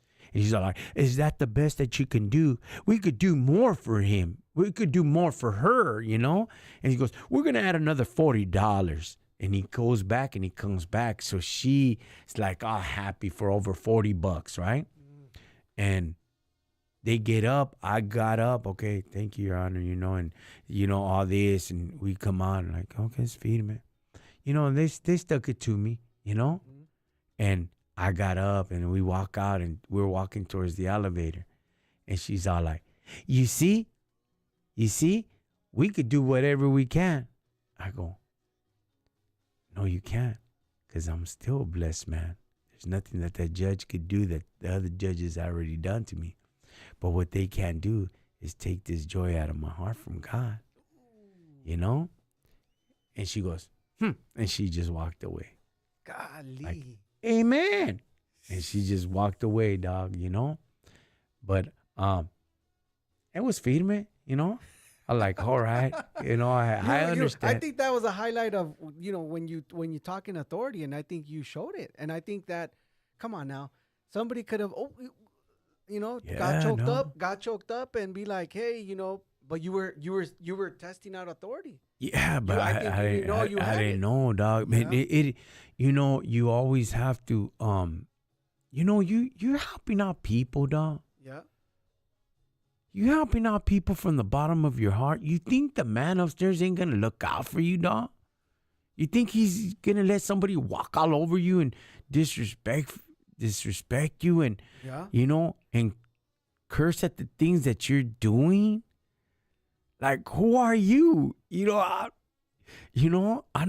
not that. Here's the funny thing: I never dodge on raising my kids, dog. Never. Because I was paying her all my paychecks for the kids. Right. It just like I just didn't get it. How is another man gonna tell me how much to give to raise to my kids? How is another? I mean, you created the kids, dog. Go take care of it. Yeah. Now, if you can't handle it, then of course, then you're gonna go take care of it through the court. Okay, then that's fine. Then the man can be a man, dog. But when the man is a man, he don't have to wait till another man tells you to take care of the kids, dog. Right.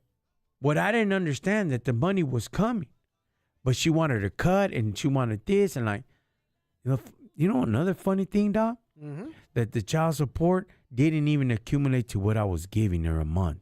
It was more. Wow. No refunds then. And she's all like, oh, and she wanted the feria. I'm like, no, you ain't going to get the feria. Where's my kids at? Well, if you ain't going to pay, go, let's go back to the judge. I really don't care. Yeah. Yeah. Of course, I'm paying child support. That's fine. I would never cash her out, dog. Never. Because evil people like that, they will turn things around and try to bash you. Oh, but you chose her. That's your baby's mom. Yeah, just like I chose drugs and PCP. I regret it. I don't regret my kids, but I regret the actions that I did. Right. But I knew that the power and authority that he's given to me, that when I helped out people, he think he's going to just going to let them walk all over me? Nah, dog. It don't happen that way.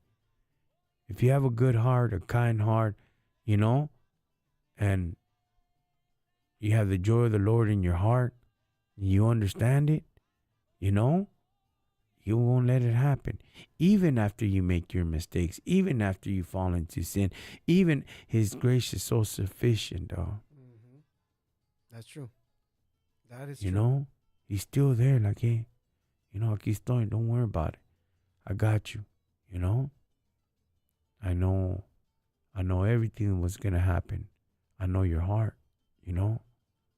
People say, what did he say? Your mouth worships me, but your heart is far from me. Yep. That's true. That is so true. What you're mentioning, man, is something that's so crucial. It's so important, that sometimes people think that we must fight, we must sometimes we think that we should take on this fight.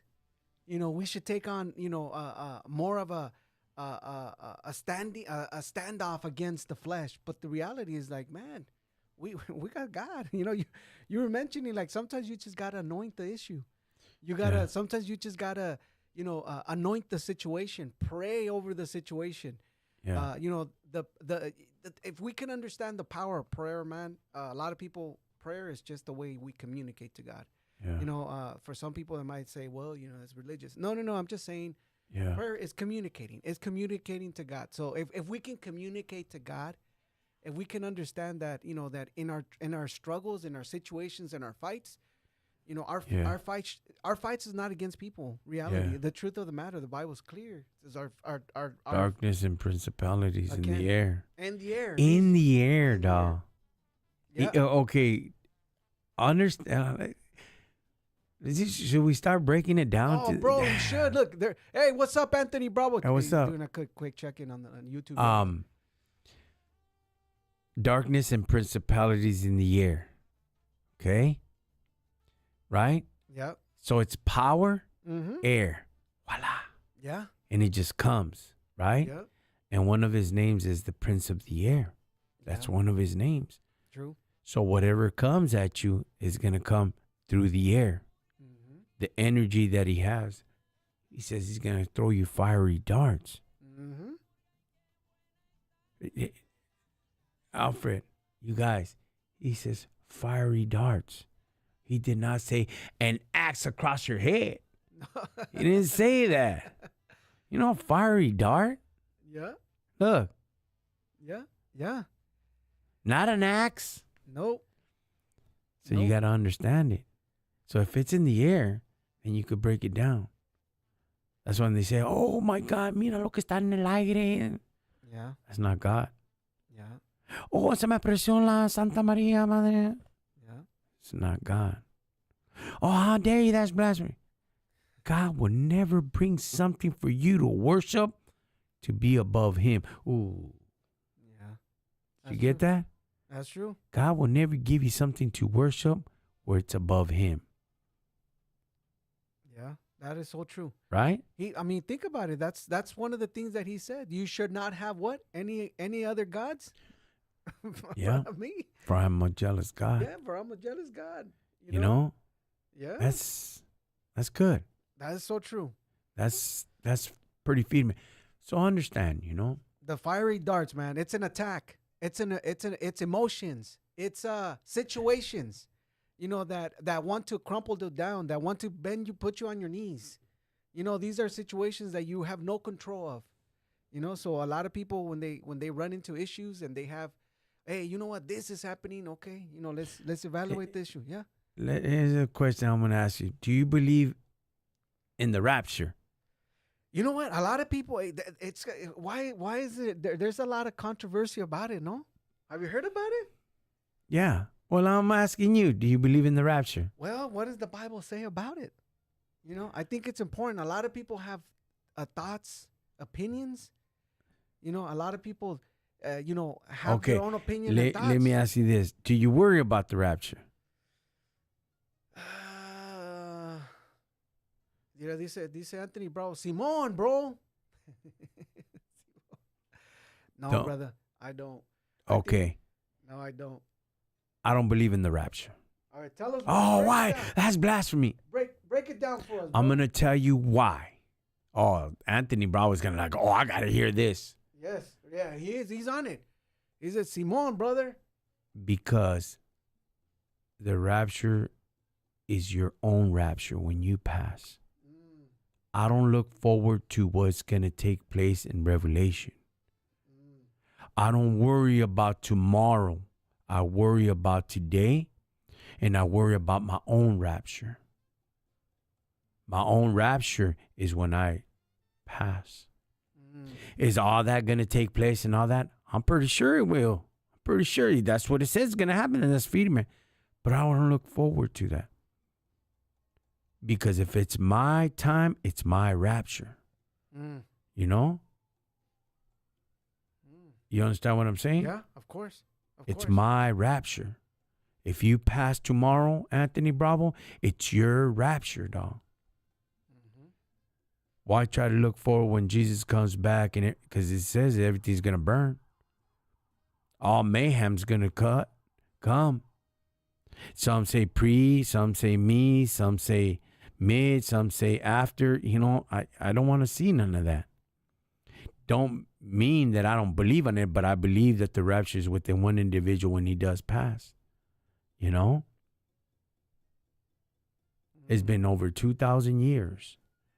Oh, he's coming, he's coming, he's coming. So whatever happened to the 2,000 people, the 2,000 years? So people didn't get to see the rapture.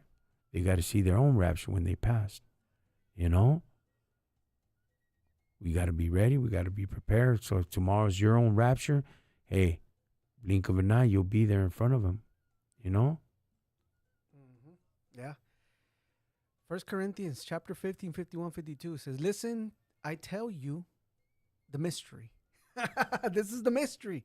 It says like this: we will not all sleep, but we will all be changed in a flash, and in the twinkle of an eye.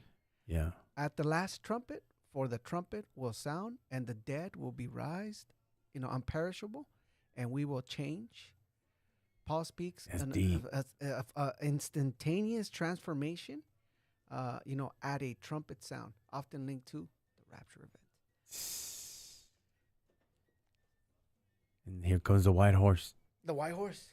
I mean, think about it. We go. It's like this. Is when you boom, and then you go to bed, and then you go. You die. Yeah. You go. People sleep. Go to bed. And these pens started cutting you off. Yeah. So we know it's gonna happen. Yeah. But I don't believe in it because I believe my own rapture when I pass. Well, of course, right? Because you believe in the sense where we sleep. Yes. Remember when you die, it's like, are you gonna be able to see the rapture? No, you're gonna be asleep. Yeah. You're gonna be dead. So guess what? You're gonna be dead. You're waiting for that moment of the rapture. Yeah. Have you seen that TikTok with the hyena? No, tell me. She goes, "Oh, the raptures came, but I'm a Christian." And I stayed. Yeah, and I believe on what we were doing, the Republicans, she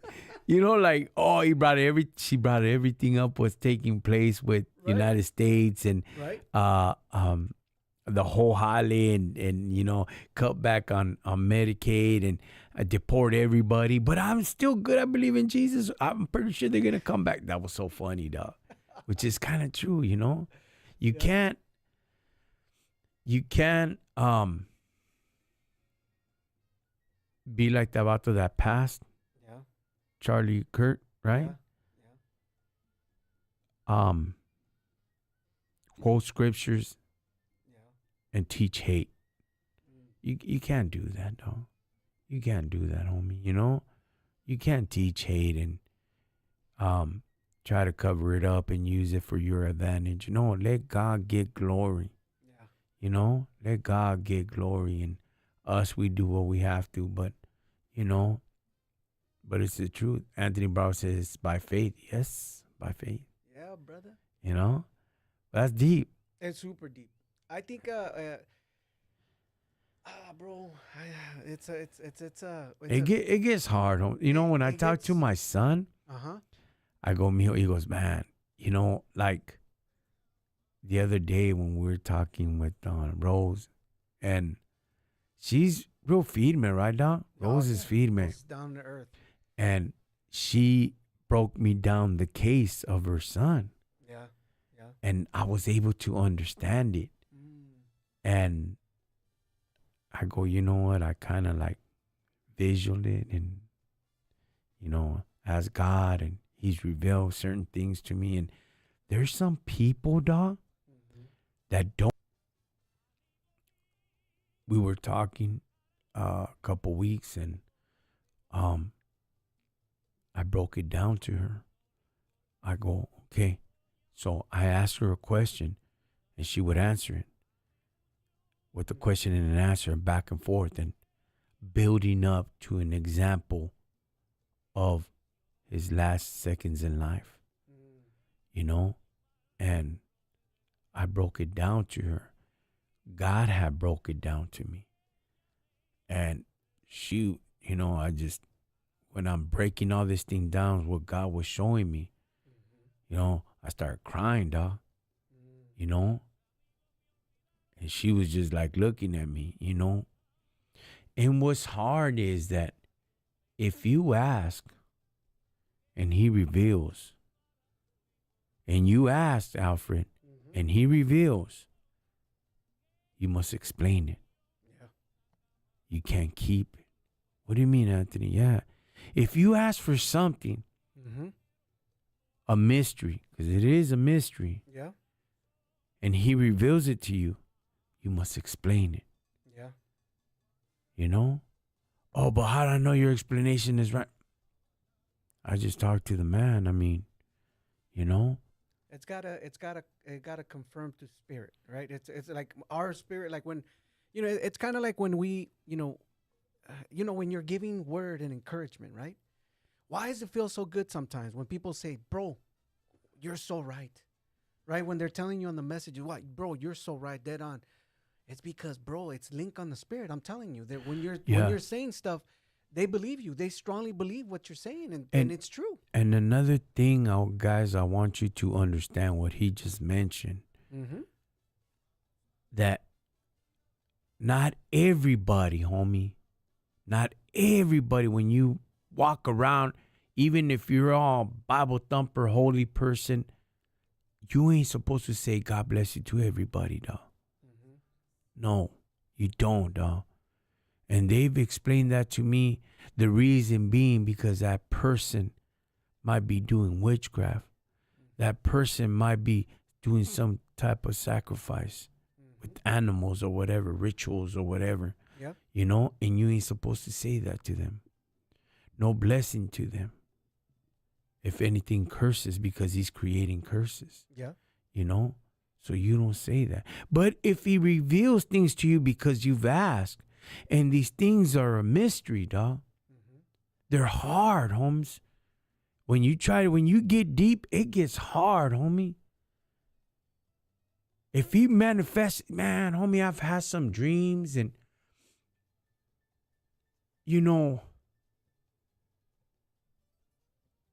man, do we get deep?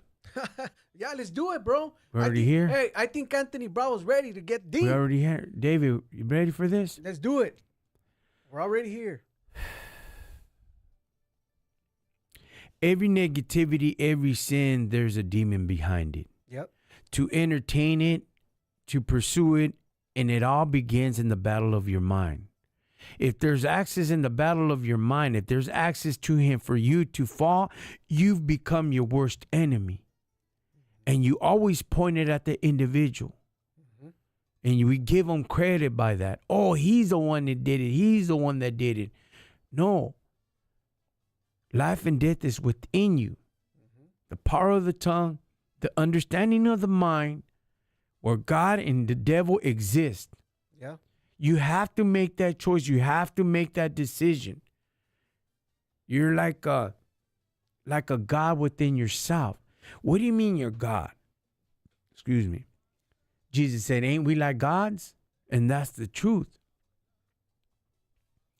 It's this mystery that we have within us to make a decision whether it's right or it's wrong. How much are you going to let that individual live in your mind? How much are you going to let him play with your mind, your emotions, and in your heart? Your heart turns into stone. God said, I turned his heart into stone. The Pharaoh of Egypt. I turned the heart into stone. See, God did that, Anthony. God, no, listen. See, when Moses went back to the Pharaoh and started asking and pleading to him and begging him, and he had his own life, his own world, he had his own kids, he had his own family. He was gone away from this fame and fortune in Egypt. He stoned this individual because he was mistreating the slaves. He ends up taking off. He's good. He's a shepherd now. He has a father-in-law. He has his little pad. He has everything. He has everything going on. Change man. The only thing that didn't change, he stuttered. So he had a fine hind of kids and everything. He was still there bringing the sheep over here.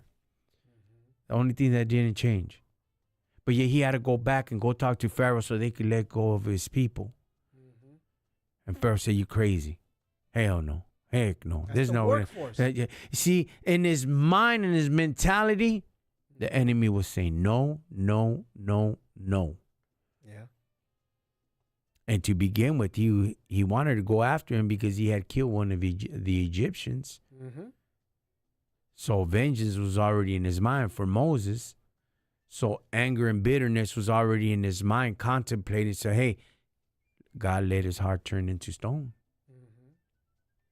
See, that goes up to us. And how long do we have an open mind like that? How long do we keep that mentality like that? Mm-hmm.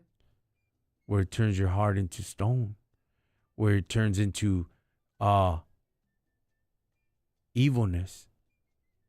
How long? See, the battle is within our own mind, within our own selves. It's up to us to decide or to determine whether or not we're going to make the right decisions. When your mindset is not there, it's too polluted because you've been smoking yesca, drinking pisto, or watching porn or whatever, it gets diluted. Mm-hmm. Sometimes the convictions doesn't sit in. We make things legal. Mm-hmm. What do you mean legal? Yeah, it's legal. It's okay. It lands under the authority, so I'm able to do it. Really? You do know that they pray for the Santa Muerte and all that poison and all that gunk and all the chemicals in the reefer, all the stuff in the alcohol. How long do you dilute your mind? Can you handle it? Where's God in your mind? Where's your mindset? Is it straight? Is it focused? Are you okay? The battle takes place in your mind. The battle of the mind.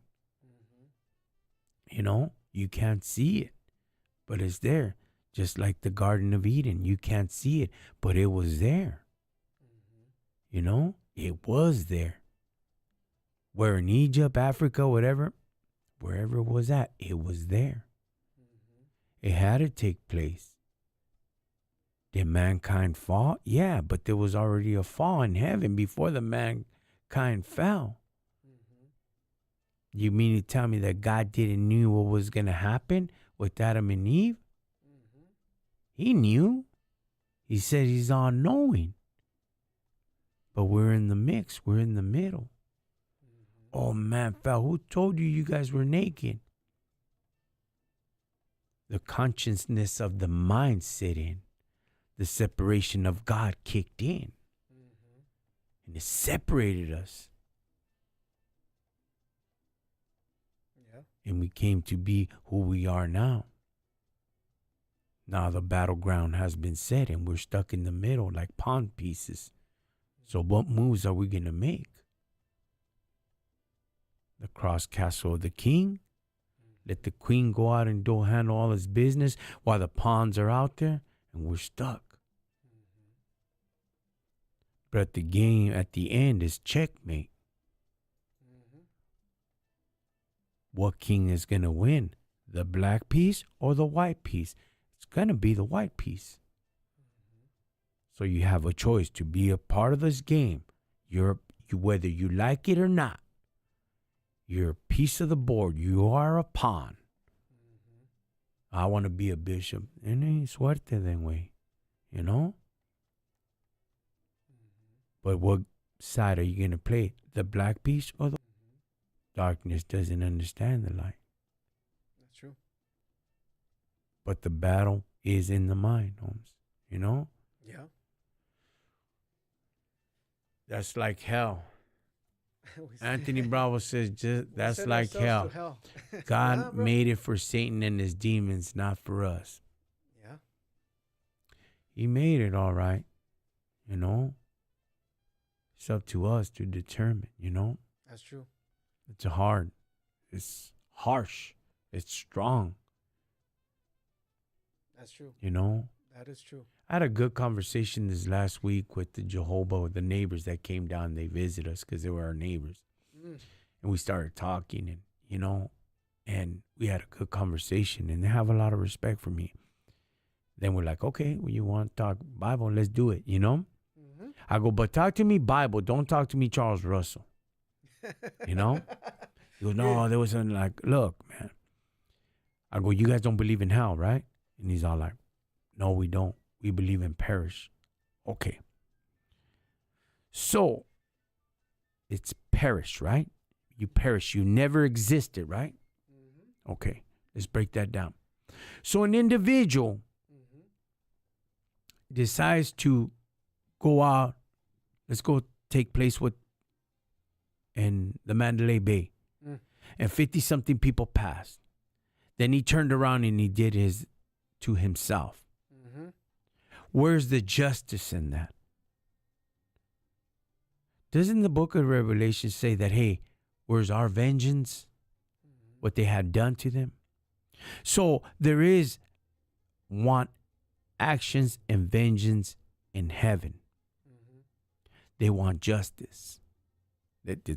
We go back to the book of Revelations. They're telling God that, right? Yep. For what the Antichrist had done, right? Mm-hmm. Okay. Where's the justice when an individual finished doing all that and he turns the pow to himself and he does that to himself? Where's the justice in that? So you're going to try to tell me this individual played God and took all these gente, then I'm done. So there is no judgment for him. There is no aftermath for him. He just perishes and never existed. There is no... I think that's a disrespect to God. They're like, well, what do you mean? Like, yeah. That's proven that what you guys say, that our God is not a God of just. Mm-hmm. True. You're telling me that God is not going to take care of it? Oh, yeah, he just disappeared. No, I don't think so. I don't think so. Now, Hades, I know what Charles Russell said. I studied him. Hades is a location where they burn the trash, this and that. We get it. Mm-hmm. But you do know that Charles Russell got busted for perjury, saying that he knew how to speak Hebrew. That's how he changed all these things. I go, you drive a F-150, right? Or where'd you park it at? Oh, I parked it on the other side, this and that. I go, okay, it's a truck, so it's commercial. No, it's not commercial. It's an F-150 truck. Yeah, it's commercial. And he's all like, what do you mean? I go, if you look at your license plate and it's a pickup truck at quarter ton, it's going to have one letter. Look at your license plate. That one letter means it's commercial. You could park in a commercial place. But the commercial insurance is a little bit higher. Yeah. You got to understand that. Mm-hmm. Do you have insurance with you? Because it's a commercial truck? He's all like, yes, of course I do. Exactly. Same thing with us about salvation and all that. We got to have insurance. So we know you have your insurance for your commercial trucks because you know it's the law. Yeah. Because if not, then why you have it done, dog? Why do you have that insurance? I'd rather for me to think that I might be ending up in hell than to think about, nah, feed me. I ain't going there. I'm all right. Let me go tell the next person, hey, there's no hell. You're just going to perish. You're going to perish, fool. So I did all this massacre, and the God that we talked about is not a God of just. Yeah. You know? They believe Jesus and Satan are brothers. No, that's the Mormons. The Mormons believe that. Yeah. Mormons believe that they were brothers. That's true. Hey, if that's what they want to believe, then that's feed them. You know? That's on them. But I told them, the homeboy, I don't think I could say that. Because, excuse me, then my God wouldn't be a God of just. I call my God a liar. I call Jesus a liar, you know? Excuse me. And I explained that to him, you know? But I went like this to him. But I'm gonna be honest, homie.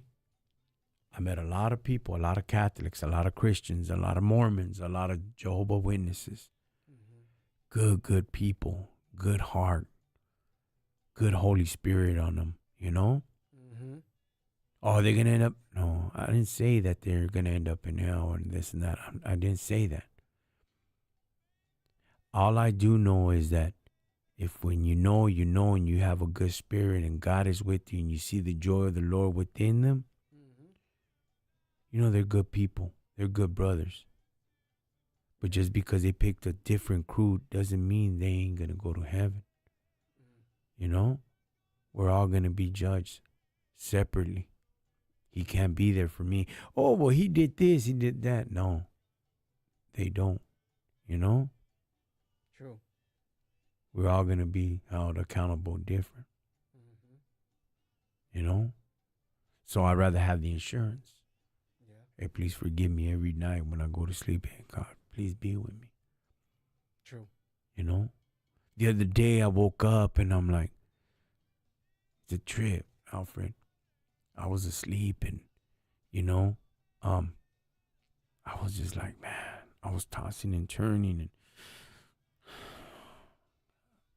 oh, man, I was like this in my sleep, I remember. And like, man, God, I just need to hear for you to tell me you love me, you know what I mean? I just need for you to tell me you're there for me. I just, you know, and I was tossing and turning, and I remember I was crying in my sleep, bro, and, you know, I remember all this when I woke up. I'm like, man, I just need to hear from you, you know what I mean? Dispense, I've been tripping. Dispense, I haven't read the Bible. Dispense, for all this. I'm sorry for this. You just tell me you love me. That's all I want to hear. It's been a long time.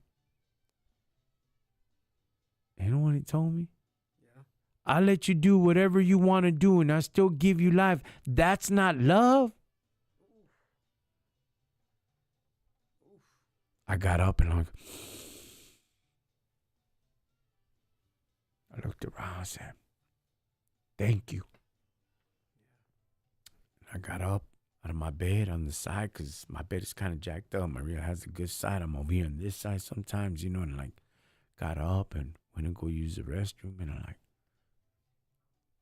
thank you. Thank you. I just, you know, I just under a lot of stress, a lot of pressure, you know, the money and everything. Just thank you. You know, even if he told me like that, I feel good. Yeah. You know, because it's been a while since, you know, I hear from him like one-on-one. He goes, I let you do what you want. You have all this and you have life. That's not love. Oh, man, I woke up right away like. Snap out of it, no? Yeah, like, thank you. You know? That's deep, huh? Yeah. Super deep, bro. And dispenser. And then this weekend. Yeah. Yeah, right. Come through. Boom. More than come through, dog. It was a grand slam. I was like, thank you, God. You know what I mean? You made it happen, bro. Yeah, dog. All the bills got paid, homes. I'm like, because it gets a little stressful, dog. You know. I bet. But he loves us. He loves you guys. You know. That's true. Anthony Bravo says, "Do you believe that there are two books of life?" Yeah, it's in the Bible. The Lamb's Book of Life and the Book of Life. There's two books. But regardless if your name ain't in one of them, you know, it gets deeper, you know, but there is two books, dog, you know, the Lamb's Book of Life and the Book of Life, you know, that's how certain religions, man, bro, when you get deep into it, man, homie. Bro, I mean, you got to follow it through because you know, you mentioned the importance of just hearing from him. And sometimes, you know, he comes through and he tells you exactly what you needed to hear. And sometimes sometimes he's direct, no? Sometimes he tells you like, bro, you know, you mentioned how he just said, I let you do, like, you rebellion. You're the way you are, and you do all this stuff, and you're still alive. Isn't that love? That exactly how you said it, dog. Exactly how I woke up. I'm like, oh. I swear, bro. I remember I was tossing and turning. Just the way you said it is the way he said it, dog. And I got up. I'm like, thank you. Thank you that, It's good to hear that, Oh, Ray, carry on. What's up, my brother? How you been, bro? I've been so busy. I'll give you a call tomorrow for sure, Ray. Let's see what's up. And he said he'll back me up. Nice. He'll back me up. But yeah, there is 2 books. That's what the Bible says. The last book of lives and the book of life. Correct. Right? Yeah, there is. Correct. It's in the Yep. book of Revelations. Yep. All right, boys. That concludes today's message. It's 2 deep, hours bro. already. Bro, that was deep. For a lot of people that, for a lot of you that were screaming on Facebook and on YouTube, Yarda, talk about God. Dude, we brought it, bro. I mean, we just thought, I know sometimes it's a lot for some people. Forgive us, pero, golly, we got to do it. We mix it up. Like today, Yeah. like, man, God, whatever you say, then, it was just, I was just having a hard time today. I don't know why. It was just hard for me today. And like, okay, this is what we're going to talk about. Then we'll talk about it. We never plan it. We talk about others. We talk about this. We talk about that. Not to glorify our past, but, the positive side. I always feed it. But once in a while, we throw in some good stuff. Once in a while, we. It's needed, man. I know people like it, like to hear. Hey, I know it's heavy, and I could go way heavy, you guys. I could go into even casting out demons. What do you mean casting out? Exorcism? Study the word, what it means, what exorcism comes from. Came from Egypt, brought down to the Israelites, casting out through the toe, and you just got to know that word was only brought up once, and some so-called Christians try to cast out demonic beings, and it jumped on them. And you have to be prepared. Ready. You have to be, man. Prayed up. Have I seen that taking place? Yes, I have. Yes. All the movie The Exorcist and all that. Yes, that's true. Yes, it happens like that. What do you mean? Yes, it does. You just got to know how to deal with it. You can't just go into a battle not prepared. One time I seen this kid, you guys, before we hang up. He was about 14 years old. He took on about 15 men, dog. And we couldn't hold him down. Golly. Strength, bro. 15 men. And one of them was Chunks. And Chunks was about 600 pounds. And he was still moving. Wow. He destroyed the whole house, the whole office. And, foaming and rolling in the eyes. And finally, when we held him down, and like all of us, the sheriff came, dog. You know what he said? That thing is not going in my squad car. You better call up Norwalk Metropolitan State Hospital, because that thing is not going in any of our squad cars. And he was just foaming in the mouth, bro. Cussing and all the veins popping out and everything. It was deep, bro. So they brought, there was about 15 of us. Wow. And we were barely getting into it. Mm-hmm. And then they sedated him, and they just paralyzed him, and they strapped him up, and they took him to the mental hospital. Golly. And I learned, from the prophets and all that, they start breaking things down of how to deal with situations like that. Mm-hmm. So I um, I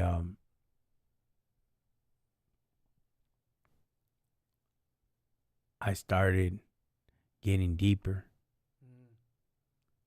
So I challenged God.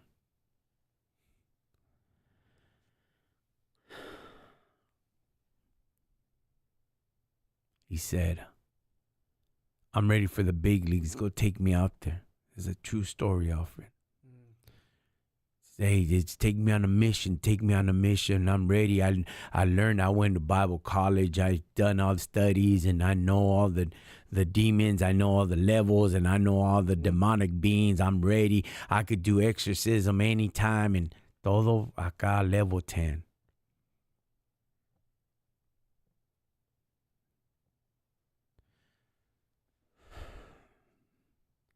I said, I'm ready. Send me on a mission. I get a phone call. And go pray for this individual. He was trying to commit suicide at Walmart by downing all the medication. So I said, yeah, all right, I'll go. And it was in the mental hospital right there, Bellflower Hospital. Right. There's a different section. So I go over there ready to cast out demons, ready to, you know what I mean, to give me the gift, give me the prophetic. And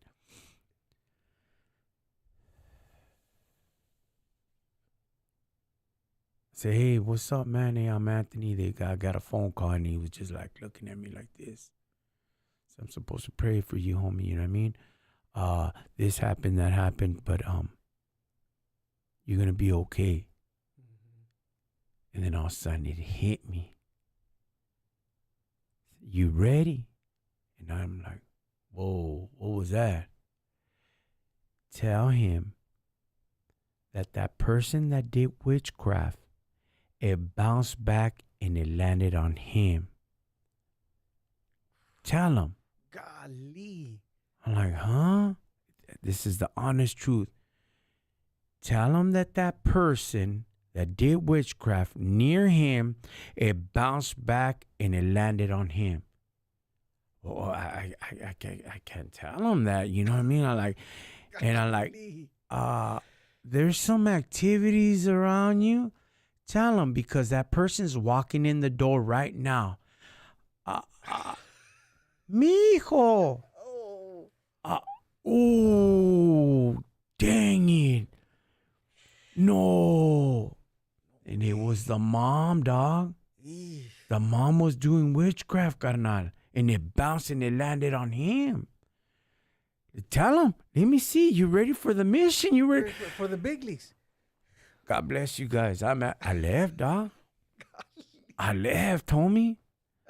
Hey, like, oh man, dog, those things are hard, homie. When you really get into it, you know, I was like, oh man. I was like, no, man.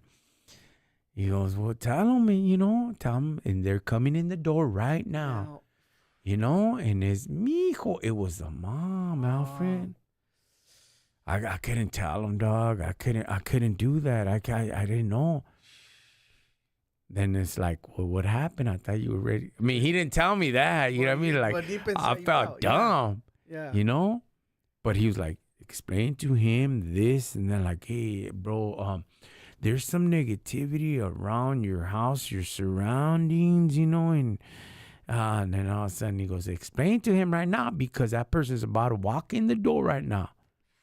Man, Alfred, when he said, mijo, I turned. She's a short lady. I'll never forget it. I like, whoa, what was that? Oh, man. Like, what happened? Hey, well, God bless you guys, and your mom's here. I'm out of here. I felt so dumb, bro. I went back to my car, like, man, what just happened, What took place? Like, why was how come I couldn't explain it, But I was just... But you just understand that there's certain things that you can't control. Oh yeah. But was there a lot of things that we seen? Yeah, You see throwing up black stuff, and Mm-hmm. that's deep. Oh, it's You another know, it's another level. and It's another level. it does. It does manifest in a lot of things. Yeah. We could go deeper and deeper of like the school that taught me Mm-hmm. was the Benny Hinn's End Times Ministry, Mm. and they tell you the defects of a body. Right. They'll tell you, they used to break everything down to you, Alfred. Everything. Piece by piece. Yeah. Why do they act like that? That's the rebellious of this. That's of this. This is a curse from that. That's how established this. That curse has been there for about 6, 7, 8 generations. It still follows. You haven't broken it. You know? And how is it that you break it? You break it like this, you break it like that, but it's up to you. You decide whether or not you're gonna live with it.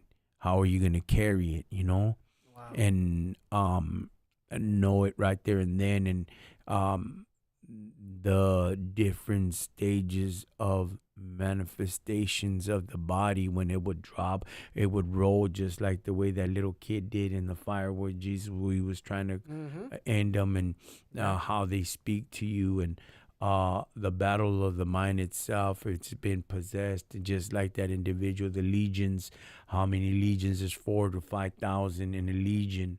You know, Mm-hmm. um, the the witchcraft of the drugs and the Mm-hmm. alcohol that's condemned his own mind.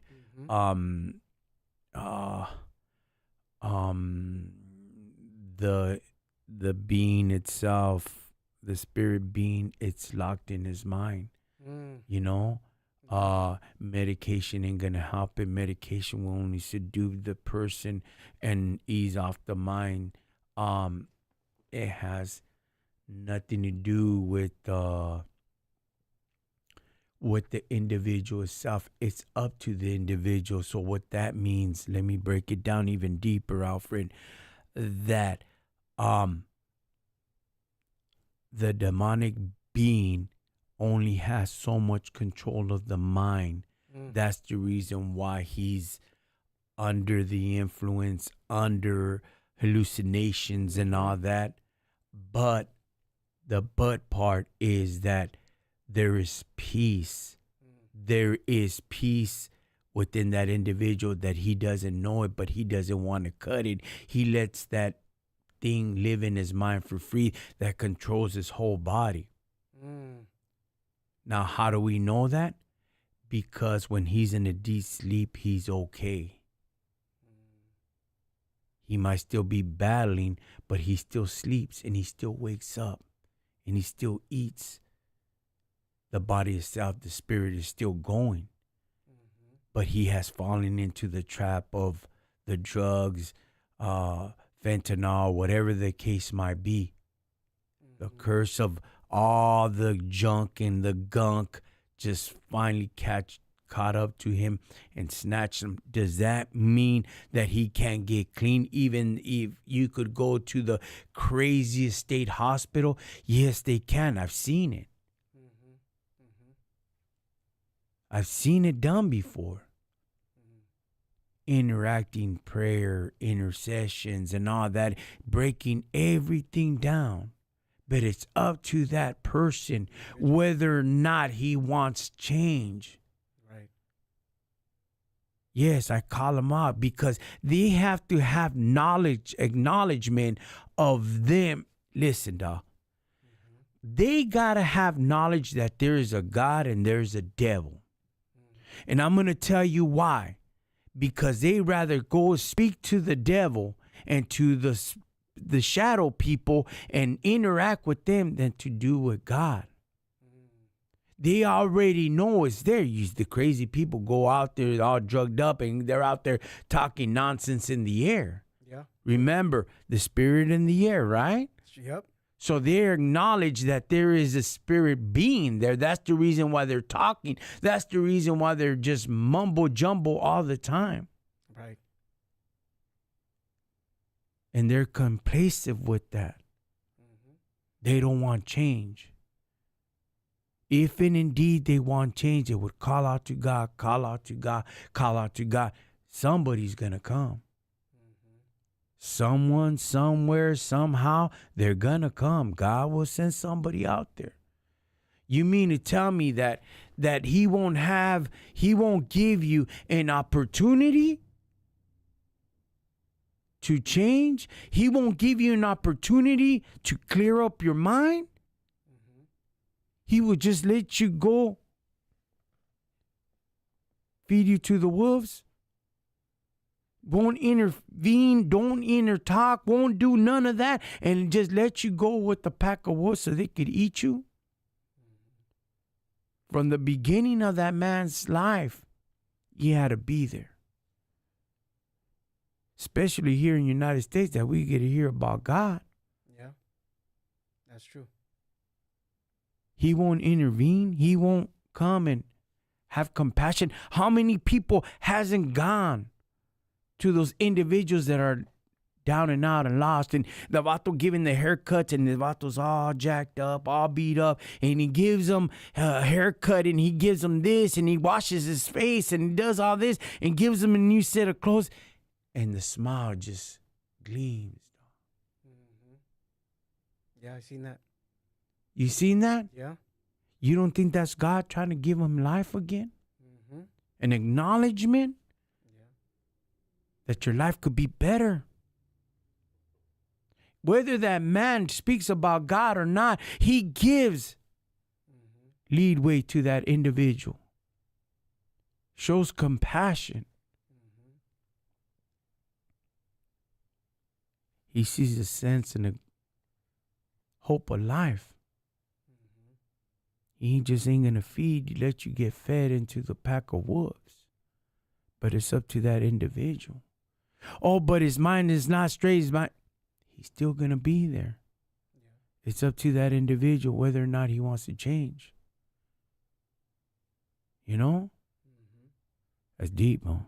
Super deep, bro. It's important to understand that there is a battle, man. There's a battle between good and evil.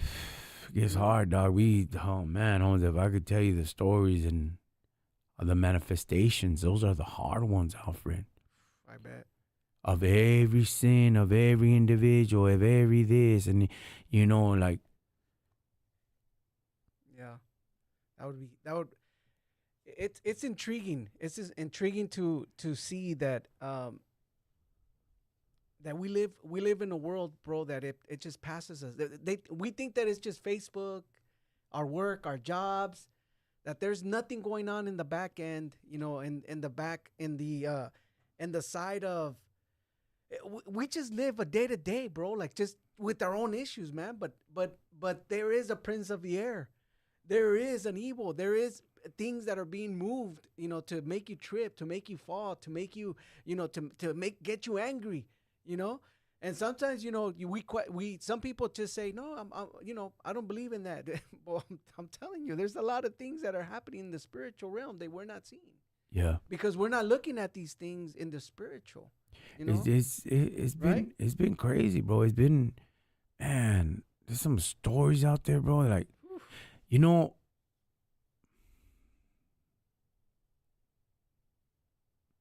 he gave me a gift. I myself, I don't practice it unless he tells me.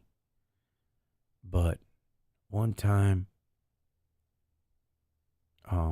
we were at church and he revealed all these things about individuals. And you might think I'm crazy. It's okay. I'm not here to please you. I'm here to tell you a story. Or you got to be careful. One day, we were in the line and we were going to college, Bible college and all that. And he started manifesting all these things to me. And all these things would come up and every sin of every individual that was in that line. And before I got into that line, I had to get into another line. Okay? They called up all the pastors. They called everybody up to be anointed, and they didn't want nobody up there. But I got caught up because I was by the chairs and I was all by the leaders, and they picked me up and said, no, you going, you going. You know, it's a trip, dog, that when I got caught up in that line, and there was to been about 300 of them, and they all pushed me to go to the area, and they didn't want nobody else except for pastors, bishops and all them, ministers. They didn't want nobody else. And I had no idea. I had no clue how I ended up in there. I'm going to sneak. No, that's not me. I ended up in this whole pack. They pushed me out the way and go, because everybody's rushing. And I looked around and everybody was suited and booted. Had suits and everything, bro. And I was like, man, what am I doing here? And they said, hey, everybody close your eyes. And this is just for here, and they specifically said that. Alfred, you're not part of this. We're blocking you off. Everybody stand back. And there was about maybe, 2,000 people on the other side. And I was stuck right in the middle. And you know what I told God, Alfred? You got me out of here. You got me out of prison. I'm on parole. I'm doing the best that I can in my life. If you don't want me here to be a representative of you, if you don't want me to talk about you, and if you don't want nothing to do with me, if you don't want me to be a part of this crew or whatever you want, then kill me right now. Take me home right now. Because this is the do or die. This is it. It's me and you, and this is the final statement here. If you don't want me to go out there and go talk about you, or, hey, you know what, hey, how you doing? God bless you, or whatever, and give you my testimony for people to change and all that, then take me home now. And this thing just got lifted out of me, bro. It was just something different. And we all turned and it was over. And I was like a zombie. I didn't understand what took place with me. Like if the evilness of me just left, the killer in me just left. And everybody was talking, and we ended up going to the restaurant across the street, and there was a pack of maybe 40 of us in the table. And everybody's talking and having a good time, and I didn't know what took place. I didn't understand it. I didn't get it. What happened? And one of the brothers said, he looked at me and goes, hey, you haven't said a word, Holmes. You haven't talked. You haven't. And we seen you in the pack up there. You were in the pack. You know what that means, Anthony? No, you guys are the Christian ones here, bro. I don't know. So you were behind the veil. You got a big job now. You go help out people. You're going to talk about him, and now it's holiday time. So when it was my turn for people to come up to the line, I was able to read all their sins. All of it. All of their sins. I got scared. I'm like, oh, man, what's going on? You know what he said? Be careful, because as you read theirs, people are reading yours. Godly.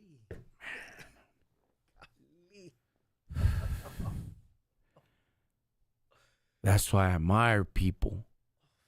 Ooh. People that doing hollis or whatever, they're gifted. They're like, salute you. Salute you. Because whether they know it or they know it or they don't know it, they're gifted. They got a call for their life. Amen.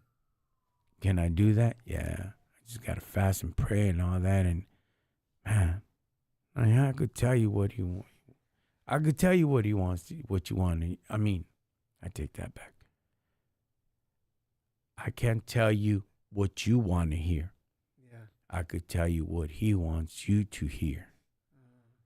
But then I got to fast and I got to pray and I got to do all that. And like, prepare yourself. Yeah. The preparation. Yes. Yeah, the preparation, because it takes, it takes a lot of what is it called? A lot of less of you and more of him. You know what I mean? So that's the battle that sometimes some people have. But I went back out numb. I left and I'm like, what was happening? I didn't know, dog. I didn't understand, Alfred. I'm like, man, what's going on? Man, but right after that, Alfred, yeah, things just started popping up, homie. Like, gacho. Like, anointed gift, bro. Like, things would come up, dog. And I'm like, yeah. I woke up one time. I'm like, man, what's going on, man? What's happening with me? I haven't heard. And, and it just gets deep, dog. And you got to be crazy enough to be crazy enough to accept that. Yeah. And I don't care what people say. I really don't care what Facebook, YouTube guys say. Hey, about to está loco. Yeah, I am, dog. I am crazy, dog. It's okay. You don't have to believe me. Yeah. But trucha, I'm just giving you heads up how it kind of works, Yeah. And one day I was like, man, God, what's taking place? What's going on, man? I haven't heard from you, man. This is too much. This Bible thing is too much. You're too much. I haven't heard from you. That was at 3 a.m, dog. Yeah. The computer goes on. I'm the God of the city. I'm the God of the world. I'm like, oh. Oh, okay.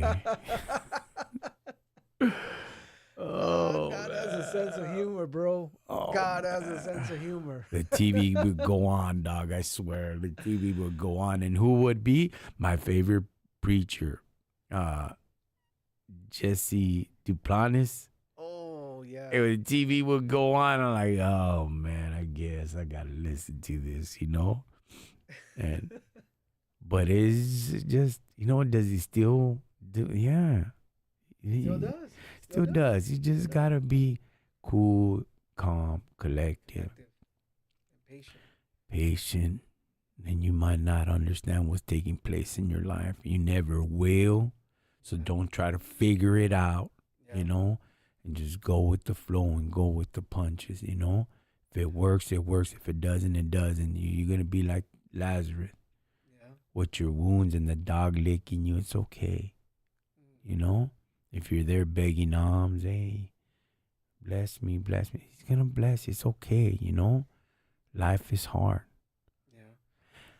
That concludes today's message, hardcore message. Golly, man. Thank you guys for tuning in. Thank you, YouTube, for always tuning in. Facebook, thank you guys for following me always. And once in a while, it's good to talk about these things, and we're not here to be biblically correct, godly correct. He'll correct us, correct you. And may you have a blessed evening. Thank you guys for always tuning in. Thank you guys for always following. Thank you guys for donating. Thank you guys for pushing through. And I'll see you guys in Arizona next week. And I'll see you guys in Vegas into my show. Yes, it's a worldly show. And at the end, God always gets the credit. How? That's right. Little testimony, dog. That's it. I'm not there to Bible thump, bash on people. I'm not there to do all that. You ain't going to see no hyenas and G-strings up there in my shows. You ain't going to do none of that. It's family orientated, and God will always get the credit, whether I'm working or I'm not, whether I'm on Facebook or not, or YouTube. He will always get the credit. Stay up, man. Everything's gonna be all right. I'll see you vatos a rato. Thank you.